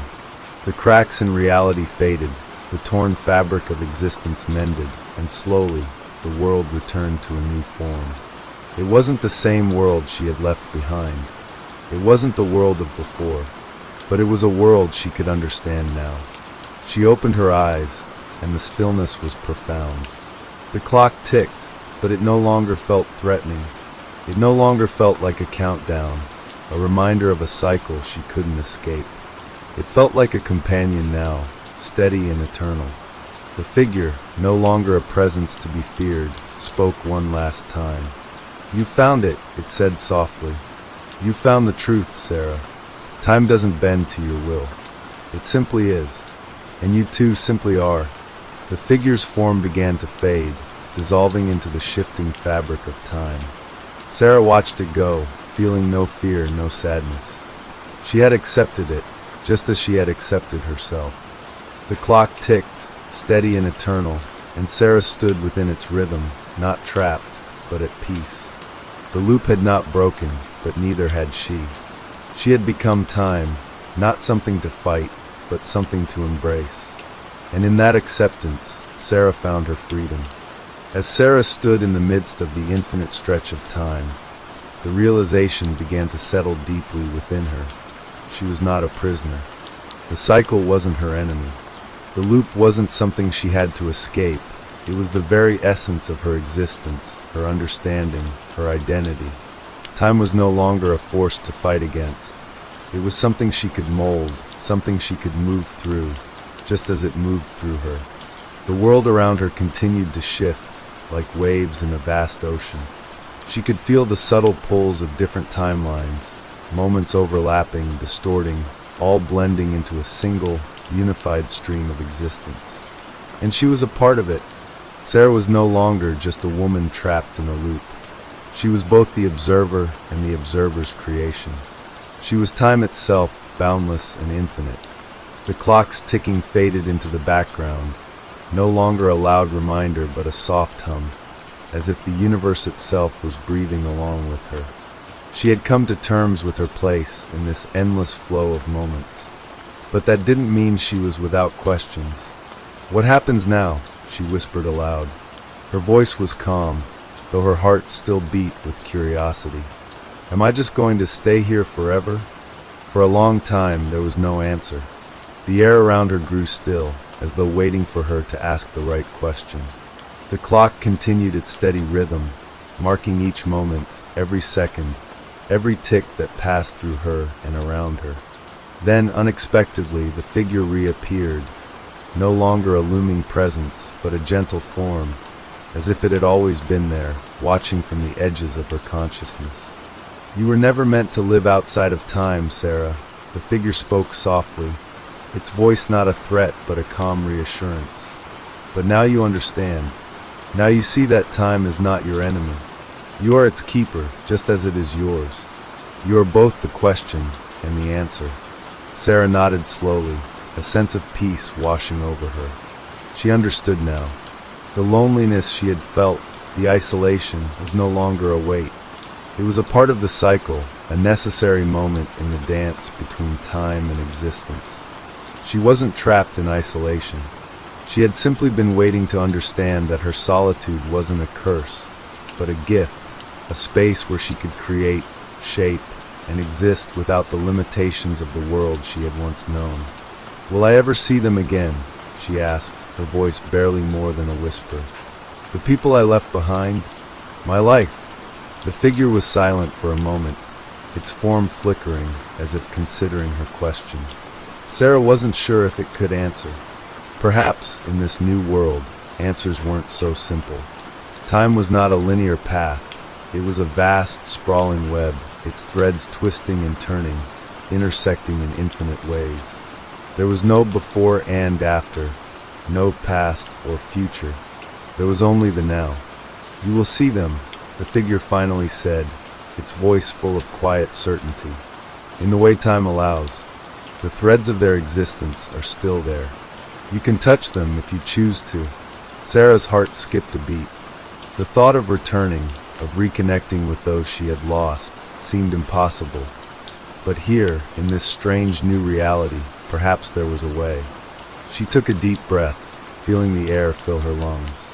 The choice was hers, as it had always been, to remain in this place of timeless existence, or to reach out, to touch the lives of those she had left behind. Her mind raced with possibilities. She could go back to them, reconnect with the past, or she could move forward, further into the infinite web of time, creating new realities, shaping new worlds. But as she stood there, the figure watching her, Sarah realized something else. She didn't need to choose. She could do both. Time, in its infinite expanse, had no limits. It wasn't a straight line. It wasn't a circle. It was a sprawling tapestry, and Sarah had become its weaver. The world could stretch in any direction she wished. There was no reason why she couldn't visit her past, her future, or create a new present entirely. Time was hers to mold, to bend, to explore. Sarah smiled to herself, a deep, knowing smile. She wasn't alone. She wasn't isolated. She was part of the loop. She was part of everything. And with that understanding, she felt a surge of power, not over time, but with time. I understand now, she said quietly. Time isn't something to escape. It's something to live with, to move through, to experience. The figure nodded, fading once again into the mist of time. Its presence lingered, but it was no longer a guide. Sarah had found her own way. With one last glance at the shifting fabric of existence, Sarah stepped forward. The world around her folded into itself, collapsing and reforming, like a kaleidoscope of infinite possibilities. Each moment shimmered, waiting for her touch, for her will. Sarah felt the pull of her past, the gentle thread of memories calling to her. She could see her family, the life she had once known, just within reach. But as she extended her hand toward it, something stopped her. The past was not a place to return to. It was a part of her, a thread woven into the fabric of her being. And she didn't need to return to it to feel its presence. Instead, she turned her gaze forward, toward the endless possibilities that lay ahead. She would create a new path. She would live in the now, not bound by the past, not trapped in the future. She would live with time, not outside of it. She was a part of the vast expanse of existence, and she was free to explore it all. The clock ticked on. Its rhythm, once an oppressive force, now felt like a companion. A reminder that no matter where she went, no matter what she did, time would always be there, guiding her, shaping her, being with her. And with that understanding, Sarah stepped forward into the ever-shifting, ever-changing fabric of time. She wasn't trapped in the loop anymore. She had become the loop, and in that endless dance, she had found her freedom. The world, infinite and boundless, awaited her. And that's the end of the story. Make sure to like and subscribe.